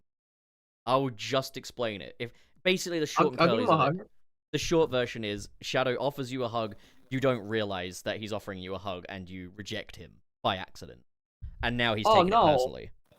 I'd be like... I would apologize. I'd be like, dude, I was just trying to respect your boundaries. I didn't know. If I'd known, then yeah, hug it out, brother. Yeah, I was like, come here. All over I'll give you a squeeze. Yeah. Yeah, come here. Come here, bro. Borger. Right. Joe Madre. Joe Madre with the $5 US dollar reduce. Thank you. I have a bad feeling, however, Amy's written is going to get the attention of the grifters. I mean, to be fair, everything that's does. gonna happen anyways. That's gonna happen anyways. It's inevitable. It's inevitable. Grifters don't give a shit. They're there for the money. That's the whole point. So it's like, any way that Amy's gonna be written, it's gonna be like if it let's say she's written like a girl boss, they're gonna be like, oh, like another like Mary Sue or whatever the fuck people say. And then if she's written like, you know, like falling in love with Sonic immediately or whatever the fuck, they're gonna be like, oh, I guess girls. Well, can't what be do you mean? independent. Well, Yeah, women don't fall in love with me, so why would they fall in love with him? Yeah, why would they fall in love with him? You know, like it's gonna happen. So I don't give a shit about that. I'm not gonna pay any attention to that. It's just stupid. You know. Okay, so is it me or is it Dylan? I think it's Dylan. I think it's me because Trey just went. Come on then, Yeah. Dylan, you big vacuum cleaner. What's that supposed to mean? It means he's saying I suck. Twilord with the €2. Unleashed 06 and Shadow 1 all need Earth. Theoretically, true. you could just put it on a planet that's like Earth, but at that point, I think that was in response to me saying we've used a majority of like what the Earth can offer. What I meant was I wanted to see more game locations because like I wanted to see more fantastical locations versus mundane locations. They can still have a planet explode and put it back together. You know, it doesn't necessarily have to be Earth. Although I will say Unleashed, I see what you mean. think, doing the real world just makes too much. Specifically. If it's Unleashed specifically, then sure. But otherwise, I feel like you can make it work. 06 makes a lot of sense too. But alright, we gotta move on. It's crabs with the $4.99 US dollar. The Grifter are going to have a hissy fit over Amy. Okay, next move. Just you wait. They will attack Amy for the ummest things and... Yeah, 100%. That's what we were getting at, yeah. Yeah, no, definitely. Thank you again for... Very generous. Ray. Alright. You're up with another very generous one. It's a big one. Yeah, wow. KB, thank you for $19.99 US dollar reduced. Thank you. All we know about movie Amy is, according to interviews, the writers don't want Amy to just be Girl Sonic. They want her to be more than just a girl, and that girls are going to be Sonic's next big challenge as he's growing up. Oh, this could be funny. So this is gonna be more of a thing where Sonic's gonna have to deal with a girl in his life rather than he's gonna have to learn about cooties. Yeah, he's gonna have to deal with these newfound feelings. No, Of Sonic just girls. Oh, Sonic girls, just they've sitting got cooties. down. Tom said so. Sonic just sitting down with tails and knuckles like, jeez, things were so much better before that bitch arrived. Yeah, like, this was a men's club. Sonic, Now you this is a can't woman's say club. that. Yeah. She's just like, who's a very unlikable female. She's just like Wanda Whipple. It's like, yeah, Amy, yeah, like Schumer, get out of here. I don't want to see you anymore. That delivery go. was perfect. Thank you. Okay, so next up. Dylan. Already? All right, Mr. Krabs, $199. Gromit, I just cranked 90s as Squirrel Girl, Gromit. That was a bit better than what Trey. Gromit? Hey, my guy sounds like an action hero. Gromit, what are you doing, Gromit? I mean, you sound more like you sound like Michael Caine, actually. Hey, Gromit, it's me, Michael Caine. I'm here to help you with the penguin with the funny little hat. That's really fucking funny. God damn. All right. Orker. Okay, Mr. SP, the $2 dues. Eggman Pingus. I think that's a request. Pingus! I don't know why I thought you were doing the fucking This is Sparta remix, but with Pingus. Oh man, those were the fucking days. Like, I know. so nostalgic. Take me back. Take me back. All right. Right. And The final. Mr. Cherry Chaos. It says new member. Is that? Yeah, because he joined today. Oh heck yeah! Well, welcome. Thank you. Appreciate it, Mr. Cherry Chaos, new member. 2 Hell yeah. pounds. Right, 2 pounds. Yeah, you got it. Correct. Okay, 2 pounds. Which Amy playstyle was your favorite game wise? Oh, I guess it's just a general question for all of us. Personally, Yeah. I think, and it's probably my bias for sure, but definitely Adventure Amy was definitely like the best in my opinion. Mainly just because of how the hammer was utilized in her moveset. Like you could run at full speed, use the hammer to jump up further. I love the jump. I love that mechanic so much. It's very nice. It takes some skill to get used to. Yeah. I like that moveset. Slightly altered by mods, but otherwise I think that's the most fun. Yeah. What about you? Okay, so I really do enjoy the adventure playstyle, but I'm gonna be the new boy here. I'm gonna say Frontiers, because when you've got the card stomp jump it was good and too.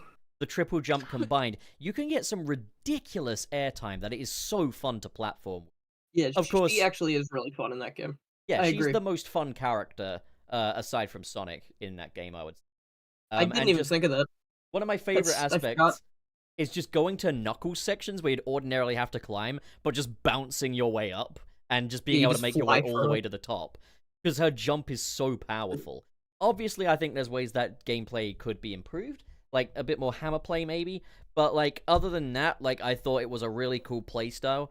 I also gotta give a quick shout out to Dream Team, because I do like the idea that it's like, she's a different character, but she plays like Sonic. Like, you know, it's something that Webster said, was like, having kids makes you realize how invaluable it is that, you know, they can still have that Sonic gameplay style, but with a character that they relate to more through Amy. And they did do like the 3 girls, 3 boys kind of thing with Sonic Dream Team.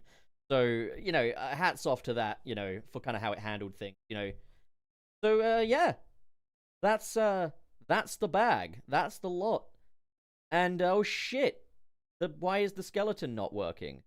That's an extra no. chair. I pressed the wrong button and summoned an extra chair. You know what, it can stay. Who is this? Where did this guy come from? That's Ian's seat, but we don't have Ian anymore. Oh. No. Ian. So yeah, Is he dead? Like, what happened to him? he had to go back to work. Oh, he's fine. Oh, I know. He got a fucking job. No. Okay. Also, I don't know if. Also, Pop, I gotta ask.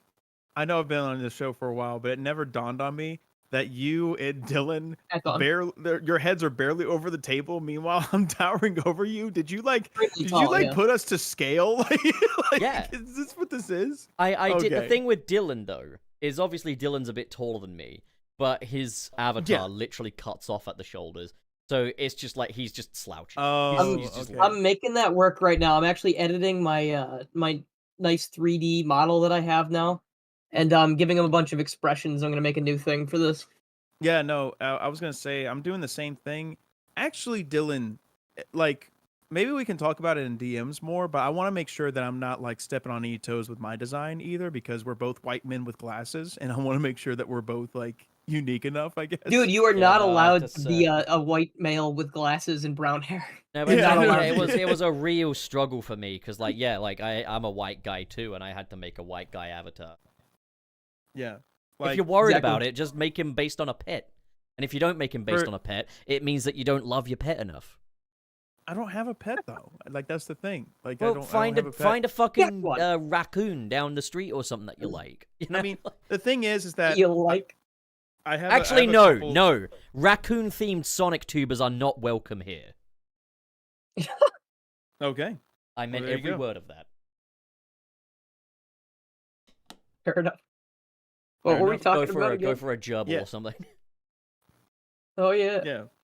But the reason why I say that is because like with Dylan's thing in particular, I like because I plan on using my model for Sunset City as well. But if we look Yeah. too much alike, then that might be a little weird. Although I'm still gonna have my guitar and my headphones on and all that stuff. Yeah, no. so. Is your model like shaped like a Mario 64 character? Like it's the thing where the head's a little bit bigger and like the hands and I think feet it's are a gonna little be bit bigger. okay. I think it'll be fine. Yeah. I You think know it'll be what? fine. I think it'll be really funny though. Is Frank will be the only one of us who isn't made in Blender. Yeah, Frank's the only Well, PNG. Frank and the actually rest of does have. Frank's starting up his VTubing career Oh again my this week, god, so we're gonna be the Blender he boys. actually Wait. actually has Is this a 3D Sunset model. City? Is this Sunset City transitioning into 3D? Is this what's happening? Is this It's what we're happening. doing? I've been the We're special having a stage this smooth whole transition. time. We're having a smooth transition to 3D. Oh fuck yeah, brothers! All right, so Dylan, what are you up to? I've been streaming a lot. I probably would have streamed today, but Pup and I worked on channel stuff, and I'm still working on channel stuff. So probably gonna stream tomorrow. I've kind of decided I sort of like doing that more than making videos. So we're gonna see how long that lasts, and then I'll pivot to something else because I'm really inconsistent. And wasn't it just nice chilling and being creative? The next time you're on Blender, What? you should summon me into a call and we can chill and be creative. Do that. I will make sure to do that. Yes. Always not. Yes. Bad friend. Ray. Yes. What am I doing? What are you doing? Well, No, what are you like doing, I mentioned Trey? before. I didn't What am I ask doing? yet. Fuck. What are you doing? Oh, okay. Okay. Yeah. Oh, my bad. Oh, I'm sorry. I'm not gay. Okay. But like I mentioned, I got a new model that I'm finally bringing into the fold for Sunset City, so that should be there hopefully by next week. And I don't know if I'm gonna use it for like a rebrand entirely, but it will be around basically. Like I'm gonna use it as more of like a, more in general like self-insert type deal for like, possible music stuff that I have and things of that nature. I'm also planning on getting back into doing more like Sonic centric covers and stuff like that, which is very fun. Mainly it's just like I'm mainly going to post it on Twitter, but I think it'll be cool. I think I'm going to use YouTube as more of like a life update type thing, and then I'll use Twitter for my more like fandom centric stuff and see where that goes. One more thing. Because a lot of my music stuff does like get more traction on Twitter than anywhere else. So I'm going to try to see if that works out. And I'm going to do the same thing with Blue Sky as well. I've Nice. realized that we've committed a grave injustice in that we accidentally skipped a super chat, so we'll just get this one more. Oh shit. Frank, there he is in chat. Mike1911 sends $4.99. Thank you very much, Mike. I'm hoping movie Amy is like Archie Amy, where, yeah, she's feminine, but she can take on a warlord with a gravity hammer, and a mix of IDW Amy. I think that's a good way to go. Like, especially like post-reboot era Archie Amy was a really good character. Yeah, I can agree. Yeah, no, I think, I like yeah. that. Yeah. Yeah, you're onto something there. Archie Amy is cool. I mean, pre-boot Archie Amy. Now that's a funny story, but we've already talked about that last. If you want to know about it, Ian has a great video, or is it low art? Maybe it's both. Who fucking knows? But okay.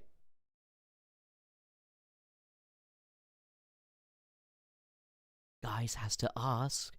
Oh, Pup, what are you doing? There we go. Oh yeah. I don't actually like. I mean, I done a video on Spider-Man recently, so if you want to watch that, that's cool. Yeah, whatever next tickles the fancy. I will definitely do a Penguin retrospective at some point. And obviously this year is going to be quite big on the DC stuff, so expect Superman retrospectives. So yeah, there's more stuff going on. I will still do videos on Sonic. I want to do one on kind of comparing Sonic 3 to Sonic Adventure 2 and kind of how these movies how these stories stack up. Yeah, there will still be Sonic stuff. So there you All go. right. Yeah, seems like we're all busy, and I'm also going to be at MagFest. I can't wait for that. That's going to be so much. Oh fun. God, Trey, we get it. You've got a girlfriend. No, I'm going to MagFest. Mag.